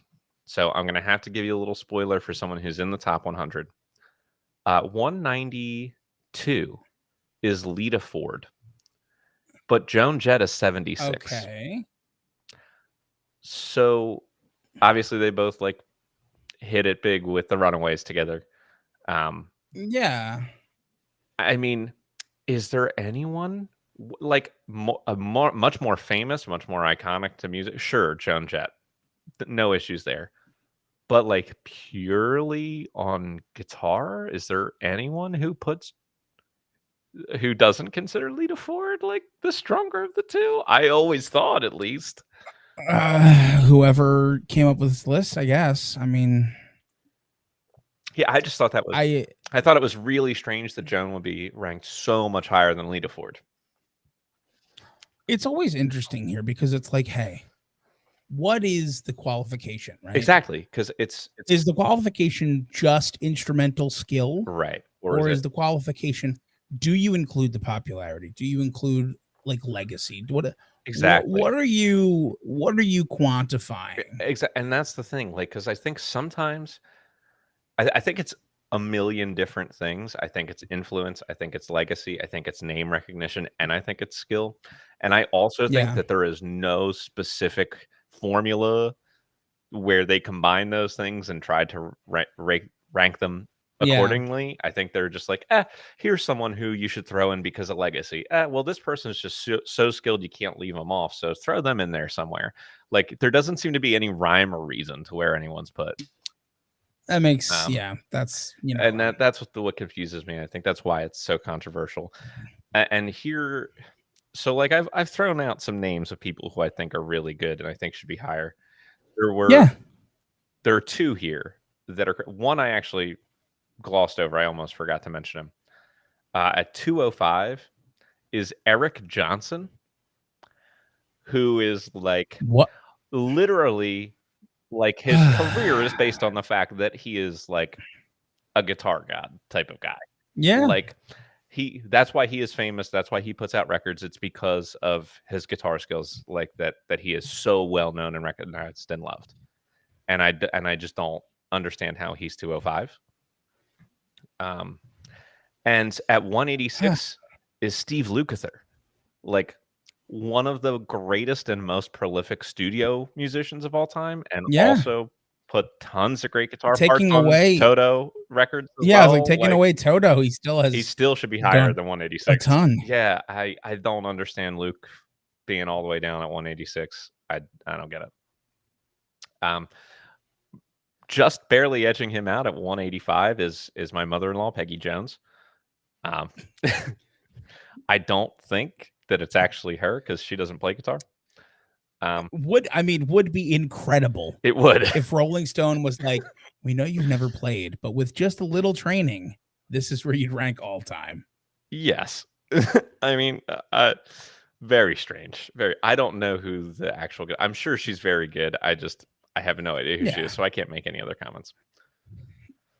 Okay. Something weird happens now. Okay. So, with the exception of Ringo, every other Beatle is on this list somewhere. And Nick, hold on. I question that. I have a quick question. Go ahead. Not all of the Beatles are like known guitarists. Like, correct, but I'm sure have an they could all interesting take on this. play. I have so my take on this is actually a little different, and it's so McCartney is 173, Lennon is 159, and George we'll get to later. Yeah, as thankfully they at least have him. But here's the thing. I mean, off the top of my head, Paul plays the guitar solo on Taxman. I think he does a couple of other Beatles songs, the guitar solo on Maybe I'm Amazed.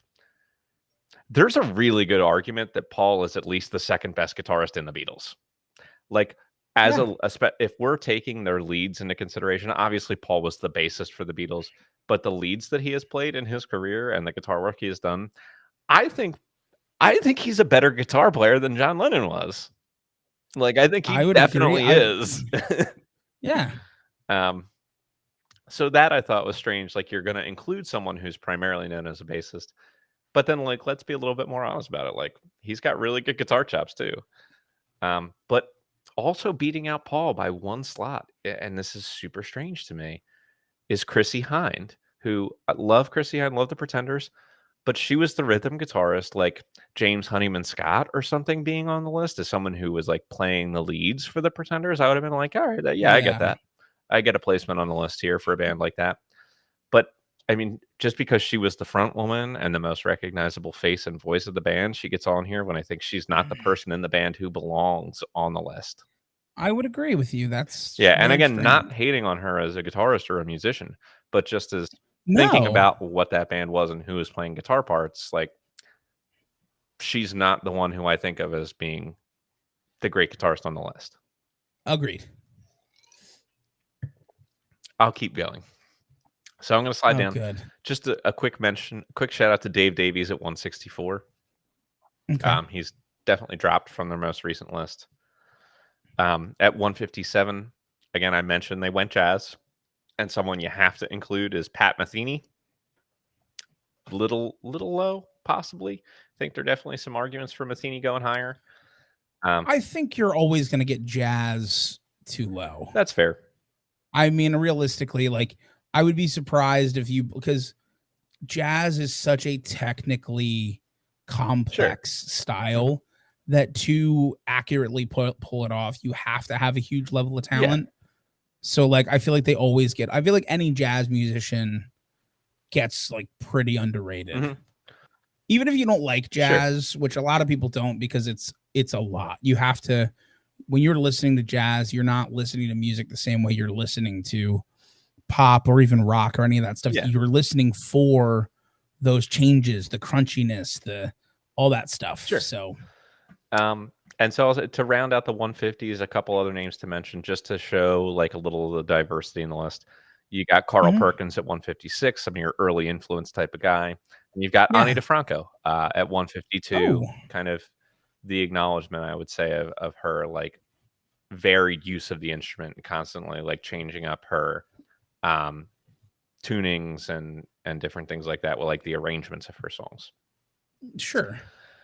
And then like here's the thing. At 149, someone who we have to now assume is better than everyone else I've already mentioned on the list is Ron Ashton from the Stooges. And he's the second Stooges guitarist to be on here. And like, I understand that they're very influential, but like we listened to the Stooges. We did not like the Stooges. We were not that impressed by what they were putting out there musically. No, I mean, that's not proficiency. Exactly. No. Like I understand that if they're chance. going on the list because of influence, and critical acclaim, but if you put them like together in the, because there are several places where they put like two guitarists from the same band together. If you put them both together at like 250, I wouldn't be crying about it. No, But I if mean, you mentioned that if you're putting Ron Ashton ahead of Steve Lukather and Eric Johnson, I'm gonna bitch about it. Yeah, and Pat Metheny. Yeah, exactly. Okay, and ready? Here's my hot take. At 145, this is also a bullshit one. Dickie Betts. Like, I love Duane Allman. I love the Allman Brothers. Duane Allman, because he died so young, gets all of the credit for how good the guitar playing was in that band. Dickie Betts is fucking amazing. Amazing. Needs to be higher on this list. Absolutely should be higher on this list. Like, people maybe forget, like, because one of the most iconic guitar lines that you think of with Allman Brothers is Jessica and everything going on there. Who do you think arranged and played all of that song? Because Duane was already gone by that point. Dickie Betts. Like, that's Dickie Betts. And it's really frustrating to me that he gets so discounted because people are like, oh, Duane, he died too young. Duane was amazing. Like, yeah, he was. But Dickie Betts was also amazing and shouldn't be just like thrown on the back burner like he doesn't matter. But I have some positives. A couple of guys, who are here 142 and 133 that I'm just that I love, that I'm just super happy were acknowledged on this list. At 142, you have João Gilberto, bossa nova guitarist, put out some of the best jazz and bossa nova records ever. Really love him. And then at 133, someone we both really enjoyed from our time listening to him on the podcast, blues guitarist Robert Cray. Yeah, love Robert Cray. You gotta love him. And then so now I have two complaints for opposite reasons. In between. 136, Joe Perry. So Aerosmith's Joe Perry. 136, Yeah. arguably a little low for him. Yeah. Um, I would argue just a yeah. bit low. And then at 139, a person I absolutely love, and if this was a list of vocalists, I would argue her way higher. Mm-hmm. Susan Tedeschi, I love. I think Susan Tedeschi is a very good Yeah. guitar player. I think she's an outstanding vocalist and songwriter. I don't. He's one of the 250 best But guitar that's the players thing, and like greatest of all like the time. Tedeschi Trucks Band is only very, very recently, and I'm like excited to see what happens with it as they release more and more music. But only very recently has she even really started doing a lot of the leads Yeah. in that group because it was Because primarily she was rhythm guitarist and Derek. Derek Trucks is your guy to Yeah. do leads. So I thought it was just super strange that she would be ranked. Maybe if she was ranked in like the 200 somewhere, I would just be excited to see her on the Yeah. list. But at 139, I'm like, why is she ahead of Dickie Betts? Yeah. That's I do question that one. That Yeah. one, I'm with you on that. That's strange. Okay. Are you ready for some other things that are really strange in terms of how low they were ranked? At Yes. 130 is Joe Walsh. Okay. 130. Okay. Okay. And at 127, Steve Vai. Another guy who's literally known because like guitar is what he lives and breathes. Like Steve Vai, like come up with Yeah. any sound in existence and Steve Vai can turn it into a song on the guitar. Like the dude Oh is man. literally a virtuoso. No one in their right mind, even people who were completely insane, would argue that Steve Vai was a guitar virtuoso. And I understand that he's not mainstream, and I would totally understand him not being at the top of this list. But 127, like for someone who literally can play any piece of music ever, like who This is no gonna one is physically better at the guitar than Steve Vai. I'm gonna yeah, I'm not loving what's happening here. Well, would it help you to know that Steve Howe from Yes is 123 instead of in the top 50 where he belongs? 123. 123 for Steve Howe. I mean, you could argue he's 100 places low. I would argue that. I think that he is. Oh man, you know what I can't wait whew. for? Go ahead. Because like here's the thing, I haven't read the list, right? I know there's gonna be one person in the top 50. There's gonna be, and I know that when they're on that list, your blood boiled. There's a lot of people who made my blood boil. I'm getting upset right now. I'll tell you right now. Here's the thing. I know that you respect this person as a guitarist, but hate the sound that they make when they play the guitar. Sure. And it's Tom Morello, and I guarantee he's in the top 50. And I'm sure you're looking at these people who are in the 120s, and you're like, I can't wait. I'm excited. Okay, so just a couple other ones in the hundreds, just to gloss over that they're there. Belong Dick Dale, Warren Haynes, Adrian Belew, Albert Collins. Yeah. You got Alan Collins and Gary Rossington from Leonard Skinner. You get Lindsey Buckingham, Mick Ronson, who was the guitarist from a lot of Bowie stuff. And at 105 is Slash, who I think is super controversial because people are either like he's way overrated or he's underrated or he's like everybody says he's too overrated, but he's actually quite good. And I tend to be in that last category of like he gets a lot of hate for being super overrated. But if you do listen to like he is still quite good. Like he's got a very good ear for melodic lines. Like I like Slash as a guitarist a lot of the time, even when I don't necessarily love some of Guns N' Roses stuff. No arguments for me on that for sure. And then rounding out the not top 100 is another weird thing. So at 101, someone who I love as a songwriter, who I enjoy as a singer, who I think is good as a guitarist, but has no business being this high on this list, is John Fogerty. Oh, yeah. I mean, like, on the list, sure. At 101, but here's the thing. He is right ahead of Billy Gibbons from ZZ Top and Nancy Wilson from Heart. And I'm like, there's just no way that on a pure guitarist level, am I thinking that Fogerty is a better guitarist than Nancy Wilson or Billy Gibbons. That's what I mean. Like the qualifications, right? Like if you're talking hooks, I Yeah, mean, I mean, Fogerty's got CCR's got a catchy. ton of great CCR's got a riffs, lot of great riffs and catchiness. So I get it if that's included. but, like, When you Nancy put listen to some this Nancy list together, Wilson, man. right? Oh, I know. I'm saying when you put this list together, like you need to be very clear what your specifications are. Mhm. Like, what's the weight towards hooks, catchiness? What's the weight towards just Yeah, sheer talent? because being, like, virtuosically skilled to the point where if music is written and exists, you can play it, you can perform it. There's nothing that's, like, reasonable that a Yeah. human could do that you can't. You've got a couple of those people who, like Eric Johnson and Steve Vai, who we've completely just glossed over at this point. Yeah. And it's like, well, clearly, if that's what we're talking about, this is just like that's not what this list is about. Yes. So I don't know. And as we were doing that, like I just thought of another person who I don't know why isn't on this list anywhere, and it's getting me upset. Good. So here, okay. And also speaking of that, at number 99, someone who is that level of virtuoso, who is unimpeachably perfect at their instrument, is Tosin Abasi. Tosin Abasi's all the way down here. He's at 99, and the only thing I can think of is like Animals as Leaders is super niche. Yeah. It is a super niche community. 99 out of 100 people have no idea who the hell he is. But if you know who he is, you realize that like he is flawless as with his skills as a musician. Listen, here's the thing. Like, and Joe Satriani is 94. Like very, very similar here. Okay. Very similar ideas. That blew my mind right there because that's low. Yeah, okay. I'm getting angry. I'm not even like, listen, I like music. I sing. I enjoy listening to all variations of music.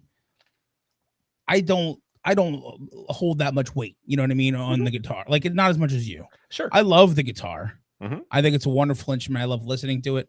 You are clearly the more like dedicated to both its listening and obviously its playing. But I'm getting heated at this list. So you're about crazy. to get more heated. So I drafted Tosin Abasi in our last band draft that we did. I love him. He's just incredible to watch. But here's the thing. So he was 99. At 97, someone who is clearly significantly better than Tosin Abasi. Pat, who would you say is the greatest band in the history of this podcast? Who do we always use as our favorite band that we always talk about how they're the greatest of all time? I feel like you're asking me really the opposite. I'm asking you really the opposite of that question is correct. I mean, there's a lot that we hate. Yeah. You're not telling me. I mean, I'm telling you that Stephen Malkmus from Pavement is number 97 on this list. Okay. Just and the good news is that Mark Knopfler at 96 just barely edged him out. Mark Knopfler at 96.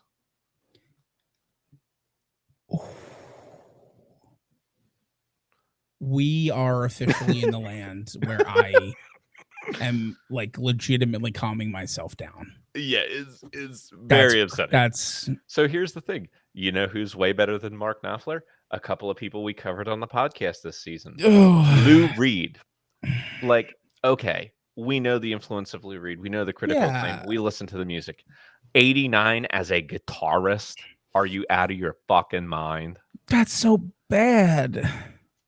Kurt Cobain is 88. And Kurt Cobain is at least better known for his guitar playing than Lou Reed. Like Kurt Cobain, I think would be totally fine to have a place on this list somewhere.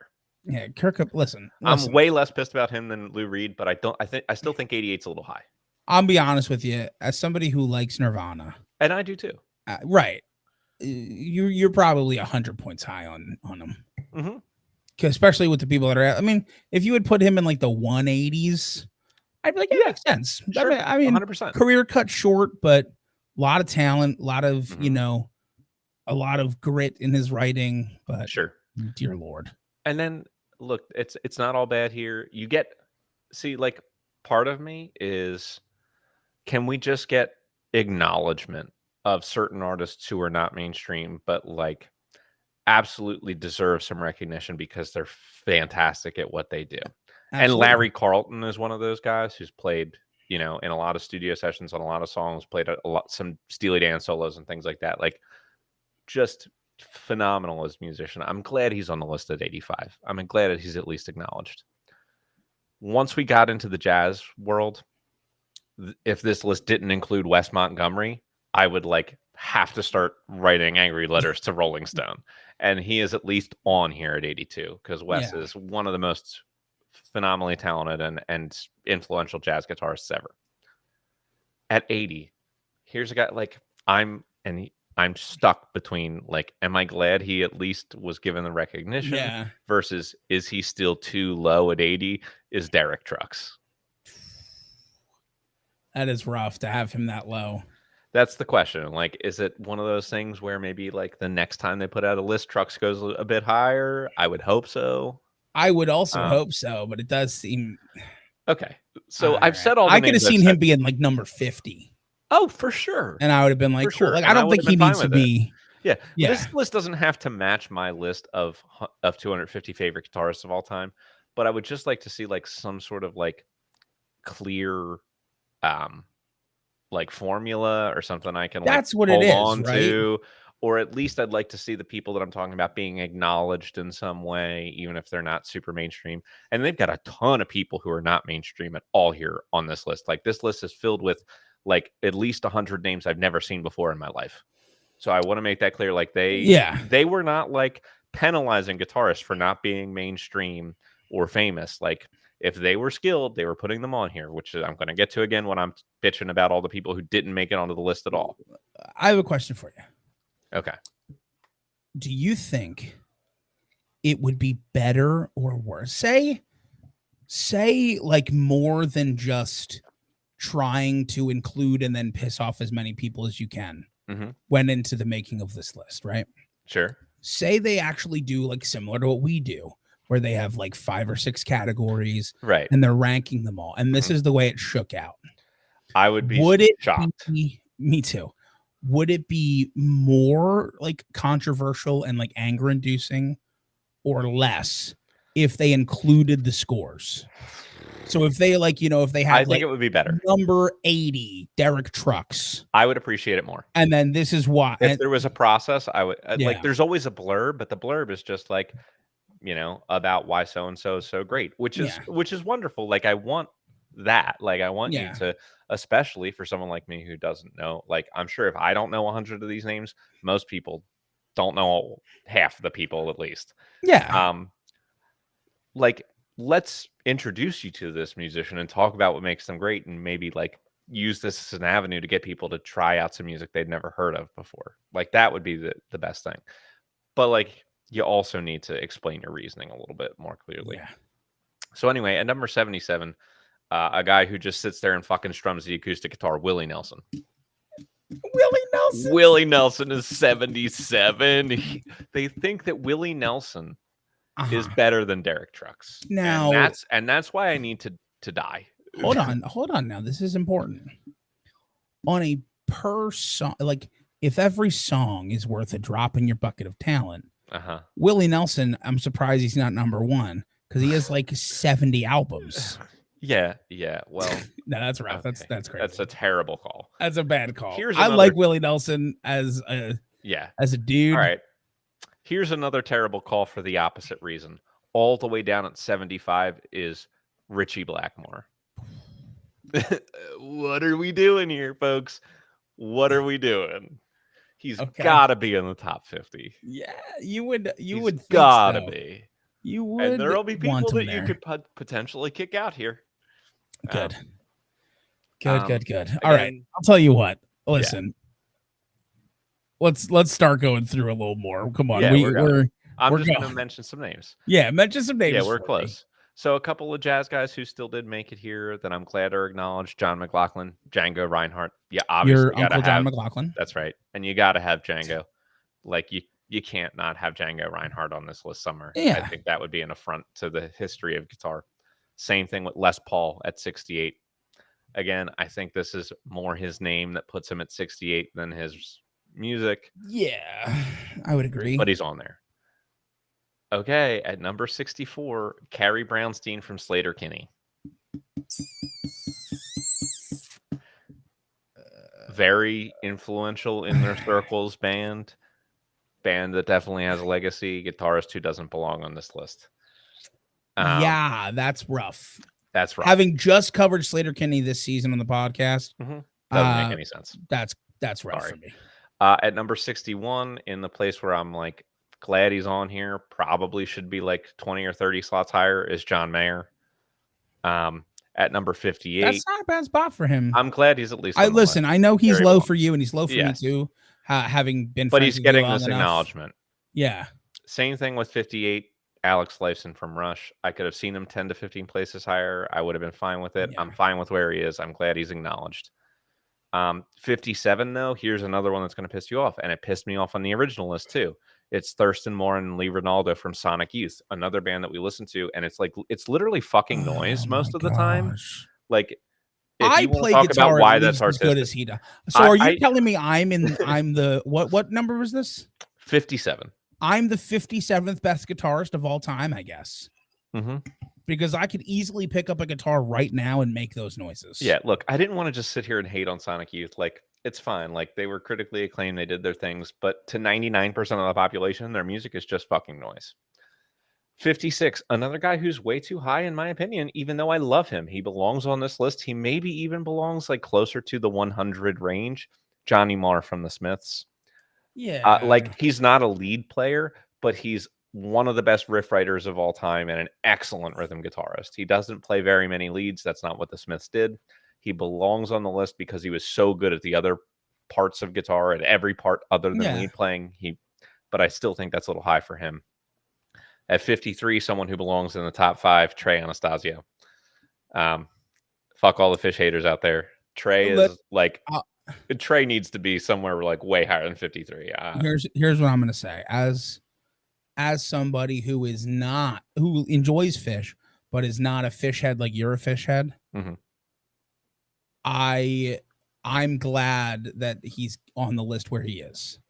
I agree that he should be higher as somebody. No, I totally get it. Totally. But like he's easily somebody that, like, I was expecting you to have him not be one of the names you say that's not on the list. Sure. So I'm happy there. Yeah. So top 50. I'm going to go through a couple of them real quick. Number 50 is Elmore James. Here's one of those super early influence guys born in the 19 teens. He was like an early slide guitar. Yeah. Blues slide guitar guy, like way, way, way early. Yeah, he's someone who maybe belongs on the list for reputation and influence, but who no one knows who they are. No one's listened to any of his music. Unfortunately, I want to say he's not quite in the Robert Johnson era. He's a little after the Robert Johnson era, but like just slightly though. Yeah. 49 is PJ Harvey, who is like, that's a name I've heard before. She has released albums. None of them have ever sold anything in the United States, I guess, because I've never heard any of her songs. But she exists. Yeah. And she's 49. Number 48 is Curtis Mayfield, and that one I'm fine with. Number 47, way too high, could be on this list, and I wouldn't be upset. Putting my personal feelings for the band aside, The Edge at 47 is fucking 47? Stupid. At 47, like he did what he did, and it was super unique and interesting. Like he was the perfect guitarist for his band, but he does not belong over like almost any of the people that I've brought up. Number 46, glad he's in the top 50. I approve. A little low for me. Frank Zappa. Okay, a little low. A little low. Top 50. This is Rolling Stone, so like within 50 points is like basically really close for them. So okay. Yeah, no, I agree. I'm with you on that. Yeah, 45 again. Like, as a person who's maybe a little high for overall skill, is rightfully placed based on overall influence. Steve Cropper from Booker T and the MGs. He's played on a billion records you've heard. Yeah. He's very good. He's everywhere. He's everywhere where you've never heard of him. Like, exactly. He's everywhere. Exactly. Number 44 is a fucking travesty. Oh, no. This is the worst choice of all time. And believe it or not, he's like 20 spots lower than he was on the last iteration of this list. Pat, talking about guitarists who like you are basically as good as, how about a guy who made his entire career out of playing songs that were only power chords and only like 4 chords? No, Johnny I know Ramone. Johnny Ramone. Johnny Ramone is 44. Johnny Ramone. I can do the guitar solo from his most famous song. Yeah, it's one fucking note. I know. Okay, Johnny Ramone was 44. I've never seen you dance with a guitar more than with that solo. Because I don't have to think about anything. You're just like, I got my note in, and then I'm just swinging the guitar around. Okay, 43. One of my favorite bands of all time. Really good guitarists don't belong this high. Johnny Greenwood and Ed O'Brien, Radiohead. Like, here's the thing. If we were talking about greatest songwriters of all time, I would say 43 was too low for the guys in Radiohead. Yeah. But we're talking about just guitar. Like, Johnny Greenwood is not just a guitarist. Like, he does a lot of different things. He performs with a lot of different instruments. He contributes a lot to the writing. Radiohead is one of the greatest bands of all time. They don't belong at 43 on this list. That ain't it, Chief. Number 42 is someone who definitely, I can imagine, wasn't on the first list, and I am so excited as being acknowledged. Oh, And it's okay, Vernon Reid from Living Colour. From Living Colour, yes. Vernon Reid from Living Colour, amazing guitarist. Band doesn't get talked about enough. Seriously, we really enjoyed listening to them. 100% awesome. Awesome. Really happy for that one. 41, like super, super, super influential Bo Diddley. Okay. I understand why he's in the top 50. Yeah. If he had to like play up against a lot of these guitarists and see if he could do what they could do, he wouldn't stand a fucking chance. No. But Bo Diddley, fair enough. Number 40, you're going to have to look this guy up. I don't know who he is. His name's John Fahey. Oh. So John Fahey, Fahey. Fahey. I have no idea who that is. No idea who he is. All right. John Fahey. He's a guitarist. Thank you. That's what I got so far. All right. Well, he's a musician. He passed away in 2001. Okay. He was a fingerstyle guitarist composer. Okay. Looks like he was a like folk blues guitarist. Okay. So there you go. I'm sure that in terms of the level of talent he brought to the table, he probably belongs on this list. I would never say that any of the people on this list weren't good at what they did. Sure. But come on, now we're splitting hairs, so let's split these goddamn hairs. Chet Atkins is 39. Spot on as far as I'm concerned. I'm good with it. That's about right. Number 38 is Angus and Malcolm Young. I'm fine with that. All right. Okay. I actually think as middle of the road as I think AC/DC's music is, I think the reason why it's middle of the road and not just bad a lot of the time is because of how good Angus and Malcolm are. Yeah, my only I already know some of the names that are behind them by sometimes at least 100 slots. Of course. Yes, there are definitely people who I think are better that we've already talked about. But again, we're getting to this point where we're just like grateful to see names. Yeah. At number 37 is Pete Townsend from The Who. And I'm a super huge Who fan. Too high. I think Pete Townsend as a songwriter and composer, now we're talking about proper placement. Sure. Purely as a guitarist, on the list, yes. At 37, no. Yeah. Okay. It's 36. You ready to look somebody up? Oh, yes, I am. Elizabeth Cotten. And it's Cotten, Cotten. All right. Can I guess before I finish looking her up? Go ahead. I'm going to guess like early influence. That's a fair guess. Oh, my God. Yes, early influence. Okay, I'm ready. She was born in 1893. Okay. Elizabeth I appreciate Cotten the history lesson. Was an American folk and blues musician, a self-taught left-handed guitarist. Nice. Hell yeah. Look, I appreciate the history lesson. Maybe you need to create a separate list of like the 25 greatest guitarists you've never heard of, but they've influenced everyone you've ever listened to because they played in the 1920s. Sure. But like lived to be 94. Very impressive. Yeah, died in 1987. Can I make a comparison? Can I have a metaphor out here? Yeah. Okay. If you put a lot of the guys who are playing football in the 1920s on the field right now, All of them would break their spines in one play. They would die. They would all die. Almost immediately. And when you compare physically what a guitarist who was playing in the 20s could do versus what Tosin Abasi can do. Yeah. It's no comparison. It's no comparison. Like I think these people are important. I am interested in their history and music, but why are you taking up place number 36 on this list?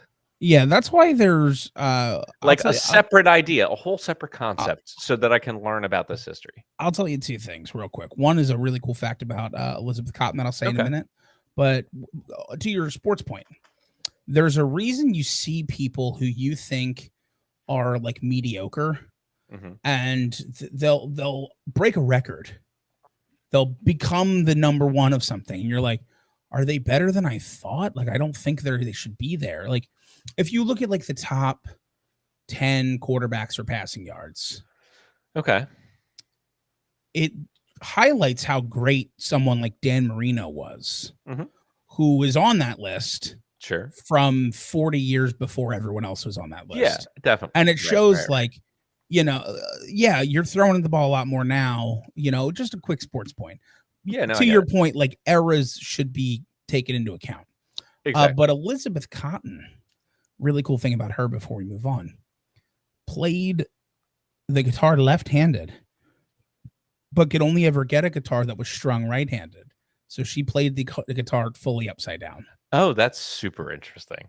Yeah, so she didn't go with the Hendrix and just restring it backwards? No, she like played it upside down. Okay, interesting. Okay, 35. This may be controversial, but I don't think it will be as controversial as it sounds.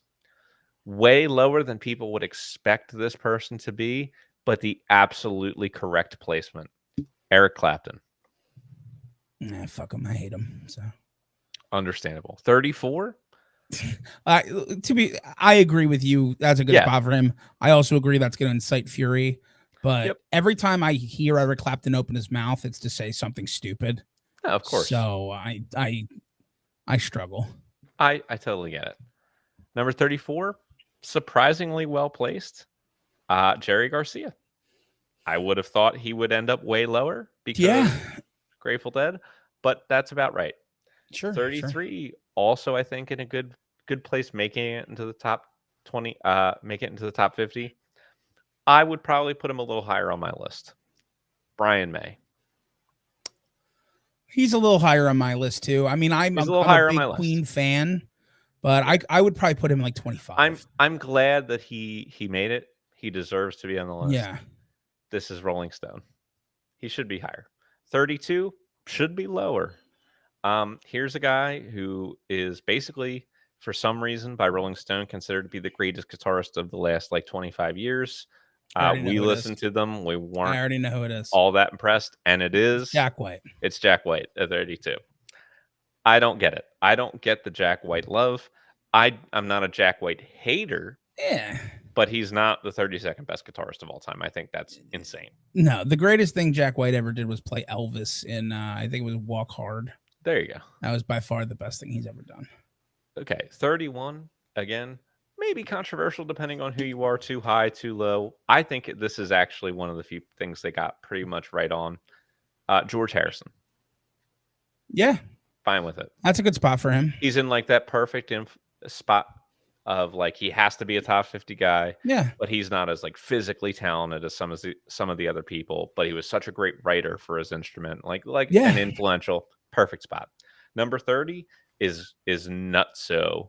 This one doesn't make any sense at all. And this is an artist that I really love, an artist I literally just listened to one of his albums today. Okay. Neil Young. Neil Young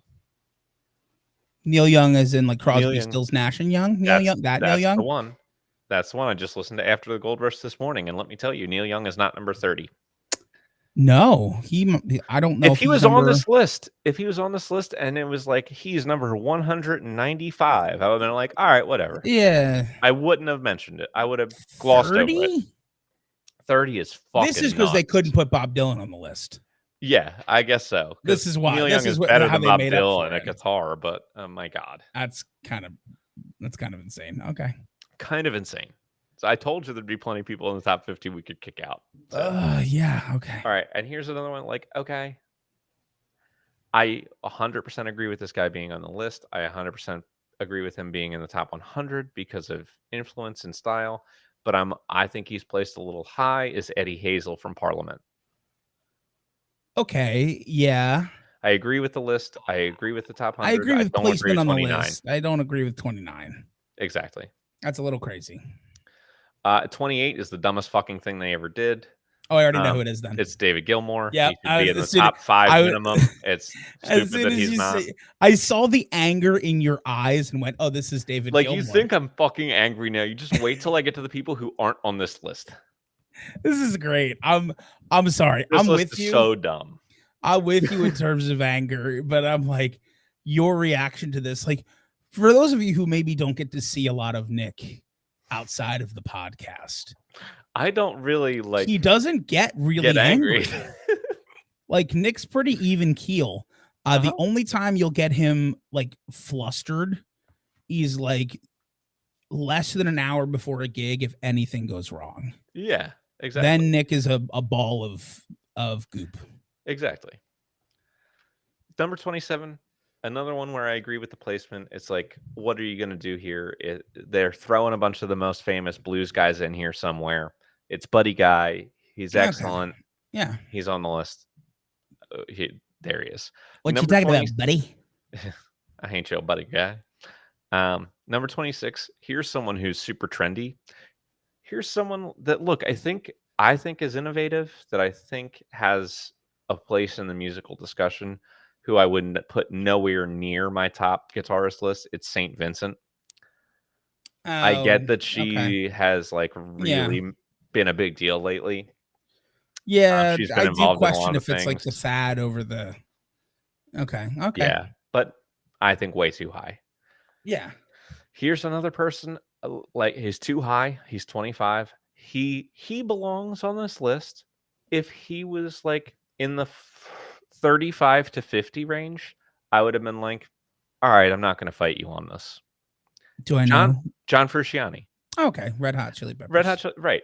Okay. Someone I really like. I think he has great tone and great instincts. If he was like 43 on this list, I would be like, big thumbs up. That's fine. A little high for sure. 25 is too high. 24, you ready to look somebody up? Oh, okay. Hold on. All right. James Burton. Burton. Burton. James Burton was, is a guitar player. Thank goodness for that. A member of the Rock and Roll Hall of Fame since 2001. With which band? I'm looking right now. He's in the Rockabilly Hall of Fame, Musicians Hall of Fame. Okay. He could just be on his own. Okay, so I mean, Rockabilly musician. He's worked with Elvis. He's worked with John Denver. Yeah, it looks like so that probably has a lot to do with it. It probably has a lot to do with his work with Elvis. Although I think more of Scotty Moore. So he's like a studio musician who's collaborated a bunch. Okay, and look, Boys, Glenn Campbell, and that's Johnny fine. Cash. In terms of his overall skill, Elvis Costello. No arguments here that people a lot of work with John but Denver. Most people would have no idea who that was. No, not at all. The fact that like seeing the number of people he's worked with, though, like a lot of work with Elvis, I kind of get it. Again, it's almost like one of those things where I almost wish there was a separate list. Yeah, you were mentioning of like like I mentioned before, for another reason, for like early influences. But if there was another list of the 20 best guitarists you didn't know you loved, where they go into these people who are primarily famous for being studio musicians, who 99% of listeners have never ever heard of, but have played on a bunch of their favorite records and acknowledged him there. Okay, this is crazy though. So apparently, to get his signature guitar style, this dude James Burton replaced the top 4 strings of his guitar with banjo strings. Okay, that's crazy, right? That sounds weird. That is weird. That's a weird thing to see. That is a very weird thing to see. Okay. I mean, I wonder what that would. I mean, I guess I'll have to listen to what it sounds like. Sure. Yeah, I'm curious. Yeah. I'm definitely curious. Okay. 23, not arguing with this one. It's not my taste, but James Hetfield and Kirk Hammett had to be on here somewhere. Metallica Oh needs yeah, to be Metallica acknowledged near stuff the is top. Like insane. Yeah, I totally get this. Totally get it. All good. yeah. Number 22. Again, we're going back to the blues. You could say blues master, early influence type of person. We've got Albert King, one of Okay. the three kings Yeah. of blues music. I will let you know that all three kings of blues music have made it here into the top 25. I was gonna say if Albert King's on the list, then You I'm sure know, it's gonna move up. yeah. 21 is Randy Rhoads. Another person who I think maybe the fact that he died very young always keeps him near the top. Yeah. Although, like, with the little bit of time he had, his work is pretty unimpeachable. Yeah, I mean, listen, I love Crazy Train as much as the next guy. Dude, But like, I would never say he wasn't phenomenally talented. yeah, The you're point right. is, You're like, at right. some point, you have to be like, well, he only played on a couple records.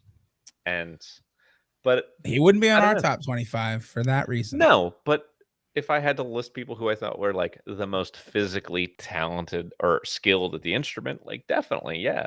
I get it. I get it. Okay, number 20. Rare that you get someone in the top 20 who is like crazy way too low in a way that doesn't make that I almost can't compute.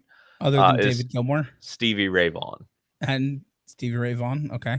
Stevie Ray Vaughan is number 20 and I can't square that with Okay. anything. And then here's the thing. The next three, like, okay, everyone until 14, I am not. Okay. Number 19 is Freddie King. We knew the three Freddie kings were King. going to be on Okay. here. You got And your that famous now blues makes guitarist. sense Freddie because King's BB very King will good. be the best one. Stevie Ray is way better. Yeah. Number 18 is the person you mentioned earlier as someone who is way near He's the top that I hate. 18? It's Tom Morello, who I fucking hate. I That's hate so his high guitar. for him. I hate it. I hate it. I hate it so much. Oh my god! I guess I yeah, would we be were getting. fine with him being on this list because I He's know number it was 18. unique and influential and different. But him being at 18 is so fucking stupid. I want to just That's blow my brains crazy. out. Number 17 is Mother Maybelle Carter. Okay. Okay. She played like a billion years ago, Yeah. like during the Cretaceous period at some point, Okay. I think. Well, yeah. Fascinating. I mean, you're looking her up, right? You want to give us a Yeah. little information? I don't know Okay. shit about her other than that she's not better than Stevie Ray Vaughan. Well, I'll tell you what. Just a hilarious thing that happened. I looked her up. Okay. And the first thing that popped up was the picture that they used of her on this list, because I have not looked at the list, where she's clearly holding an auto harp. Yeah. Which is not a guitar. Just want to be clear, not a guitar. It looks like she was an American country musician, among the first to use the Carter scratch, with which she helped turn the guitar into a lead instrument. So influence. So, again, separate list for someone like this because she's not better than Stevie Ray Vaughan. Yeah. Number 16. She did tour with Johnny Cash, which is cool. But no. I get it. Number 16, someone who I get being here 100%. I wouldn't argue one way or the other because of influence and history of the instrument and just like what he was able to do in his time. Robert Johnson. Robert Johnson, yeah. Only person between Stevie Ray and this next person and the next person who doesn't make me want to like smash my face through the wall. Good. Number 15, a guy who has to be on the list. He has to be on the list because of his influence. He has to be on the list because of his success. He is like 50 places too high minimum. I bet you I know who it is, and I have a theory. I'm assuming it's somebody who is on the list because they have to be because they're also named. The magazine is named after the band. 100%. It's Keith Richards. Yes. I like the Stones. Get him 50 spots up at least. Come on. But they always bump Stones because of the name of the Let's website. Be fucking real, man. I know. We did the vocalist where they put Mick Jagger. I'm like, you're high. Sorry, you're high. 100%. Okay. 14. I'm fine with. It's Prince. That's That's a good cool. spot for him. That's cool by me. Yeah. Number 13 is honestly a little bit high for me, but I get it, and I'm not really complaining too hard. It's Tony Iommi from Black Sabbath. Yeah. A little high for me. I would have I could maybe see him in the knocked top him down 50 like, for sure, but yeah, exactly. But whatever. That's not one of the ones I'm going to complain about. Number 12, again, I think is an influence thing. Like, I don't hate him being on this list. In fact, I like him being on this list, but I don't like him at 12. And it's Jimmy Nolan, who played with with the James Famous Brown. Flames. Yeah, Yeah. James Brown, the Famous Flames. I mean, I'll tell you what, man. That's the first one that you've said of like this group where I'm like, Mm.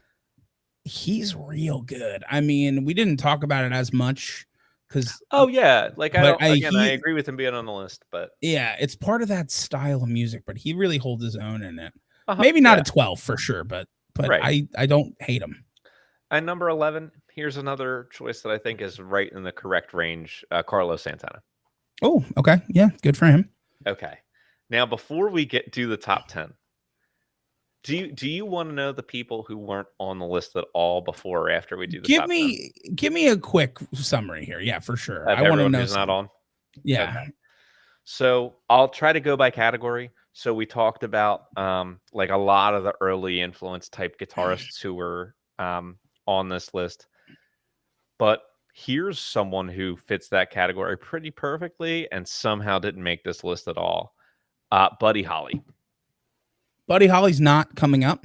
Buddy Holly is not on the list. Like, I think if the top 10 would have been crazy high for him, but for him to not be on this list at all is fucking stupid. Yeah, that is really stupid. Okay. Yeah. I mean, look, and so I mentioned some jazz people already. Like, they included a lot of great jazz artists on the list here. Hold on, let me check people off as I mention them so I don't say them again. Joe Pass, a guy who literally released like several albums titled Virtuoso, like, Yeah. and it was correct. Like, he was that good. Another jazz guy, Al Di Meola. Al Di Meola, nowhere on this list. Don't understand it. More of the fusiony world, but Alan Holdsworth, who played with UK that we listened to, not on the list. Don't understand that at all. You could say also in the jazz, like fusion world, a band that we literally have just been talking about, Dixie Dregs, Steve Morse, not on the list anywhere. Yeah. No Steve Morse. Don't know how he did. Yeah, really good listen for them. Don't know how he didn't make it. And then, like, sort of in that category, you've got a guy who is like not necessarily jazz, but like plays a lot of Spanish music, but played with John McLaughlin and Al Di Meola and all that, and is like your really Uncle John well-renowned. McLaughlin. Yes. Paco de Lucia, not on the list. Don't really understand that. Interesting. So I also talked about how like a couple of guys who are known for being like guitar guys, like the Steve Vai, Joe Satriani, like type of person who they're just known for being fucking insane on the guitar, and that's like their brand. You don't get Yngwie Malmsteen on this list at all. That is strange to me, considering that that's where they were going. If you want to take it in a totally different direction, someone who is like a blues virtuoso, but is nowhere on this list anywhere, is Eric Gales. Someone who is a metal virtuoso and absolutely nowhere on this list, could easily be on the top 50 if this list made any sense at all, is John Petrucci from Dream Theater. Oh, yeah. There's no John Petrucci here at all. Okay. And then you've got like they have a lot of like alternative type people who maybe aren't super mainstream, but are like super famous in like one style of music or another on the more modern scene. So for that, I think of bands like Snarky Puppy, so no Mark Lettieri. Mm-hmm. Also in that like funk jazz field, no Corey Wong. I mean, there's just like, if you want to go to like the more country side of it, another person who's super popular and also virtuosic, but in the like the country blues side of it, is Billy Strings. Billy Strings nowhere on this list at all.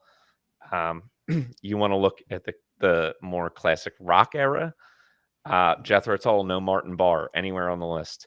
10 years after, no Alvin Lee, anywhere on the list. Camel, Andy Latimer did not make the list. Don Felder from the Eagles did not make the list at all. Skunk Baxter did not make this list at all. Jan Ackerman from Focus. Peter Frampton. That's bad. Peter That Frampton. one's really bad. That was really bad. I mean, you're saying a lot of names here where I'm like, I'm agreeing with you, but like I'm not gonna interject with everyone. Peter Frampton Like, what the fuck? That's a crime. He's not in the top 250 at all. Not in there at all. Another guy whose nickname was literally Stevie Guitar Miller. Steve Miller, not on the list anywhere. Willie James Fulton from Tower of Power, not on the list anywhere. Brian fucking Setzer, not on this list anywhere. Nowhere in the top 250. And I saved the best for last. There's one person here that you might have been thinking, well, maybe he got in at number 10, and we just missed him, or Nick Clauser. Terry Kath. Terry Kath is not in the top 250. Terry Kath from Chicago. Yeah, that's literally insane. Like, based on the criteria that was clearly going on this list, there is a strong argument to include every single person that I just mentioned. And someone like Dave Matthews. Dave Matthews isn't on this list. If you want to talk about like super popular, actually incredibly talented at their instrument, like he brings all the different elements to the table, you would think as a guitarist. Nope. None of these people are anywhere close to the list. I just don't understand. Yeah, that's, oh my gosh. So what a genuinely rough thing. Yeah, that's happening there. I don't understand it. Okay, here's the top 10. Number 10. I mentioned his counterpart earlier as being way too underrated, and now I think he's just being too overrated because he's treated like a god, and his counterpart is not given his fair due. It's Dwayne Allman. Belongs on the list, belongs in the top 50, belongs in the top 25. No arguments. Yeah. Whatever. Number 9. Number 9 pains me to be mad about because it's an artist I love. It's an artist who is such a talented singer and songwriter and a talented musician on multiple instruments and should not be the number 9 guitarist, and it's Joni Mitchell. At number 9? At number 9 for guitarist. Guitar's not even the first instrument I think of when I think of the dulcimer before I think of the guitar with Joni Mitchell. Yeah, I mean, she plays guitar, like, no doubt. She's a very good guitarist. But when I think of like the instrument, she's maybe how much lower than James Taylor is she? Or how much higher? 190 places. Joni. I mean, like, if this was songwriters, I would be with it. Sure. Oh, sure. She's incredible. I mean, I love Joni Mitchell. I love Joni Mitchell too, and I don't want to be mad about this. Okay. I don't want to be mad about Joni because I love Joni. Number 8 is BB King, and I'm fine with the last of the Kings. That makes sense. I'm with you. Number 7 is Nile Rodgers from Chic, who is very good. Okay, who is very good. Mm-hmm. But you almost wonder like what mix of the criteria puts him at 7 versus some other people.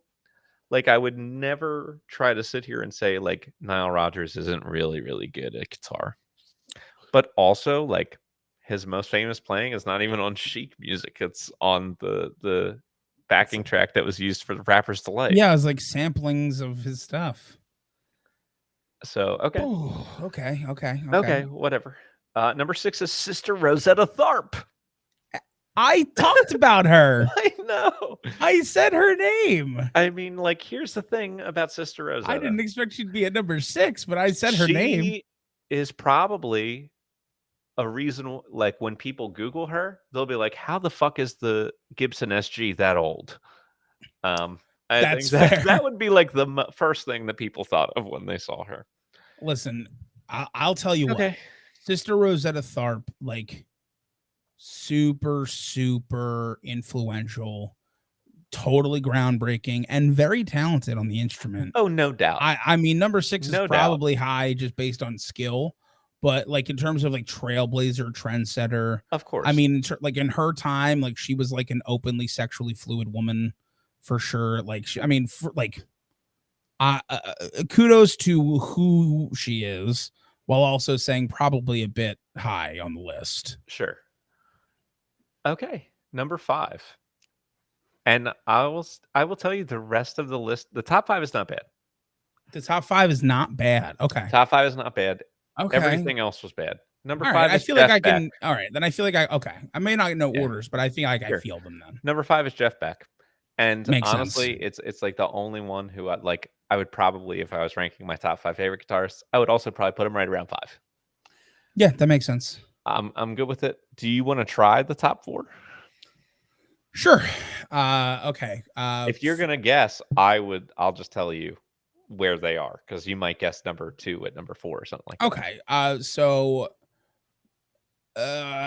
we haven't talked about him at all, and he's definitely on the list. So I'll say Eddie Van Halen. Number 4, right on. Number 4. Okay.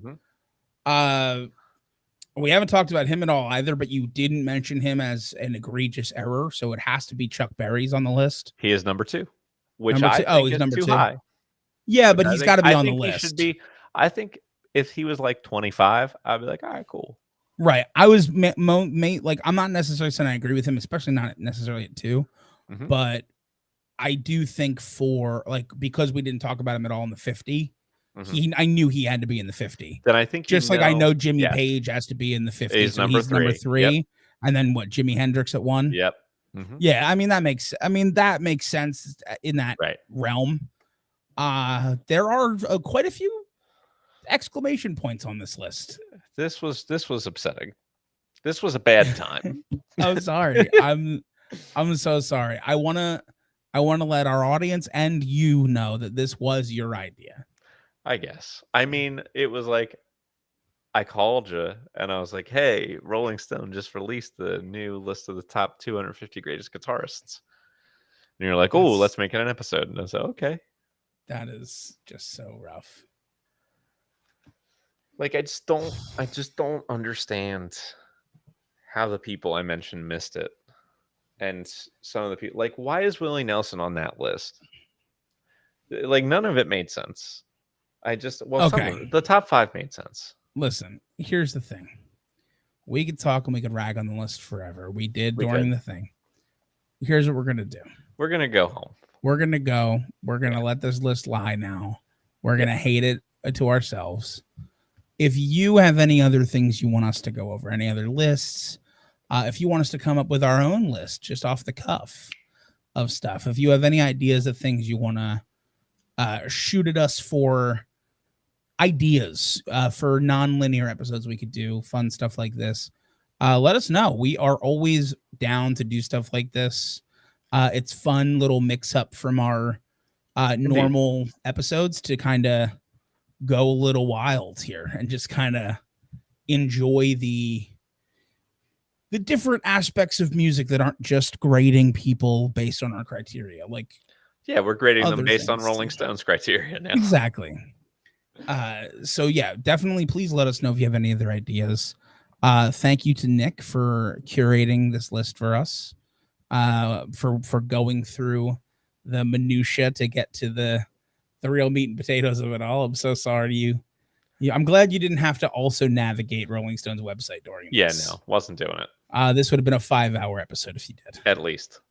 But I want everybody, and you promised me, you made me a promise now, to go home and have a great day.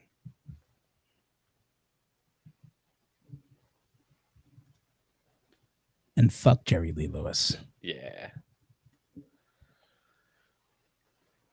All right. What a stupid fucking list. What a terrible, terrible list. Like, that didn't make any sense. My God. Here's what I'm going to do now. Goodbye.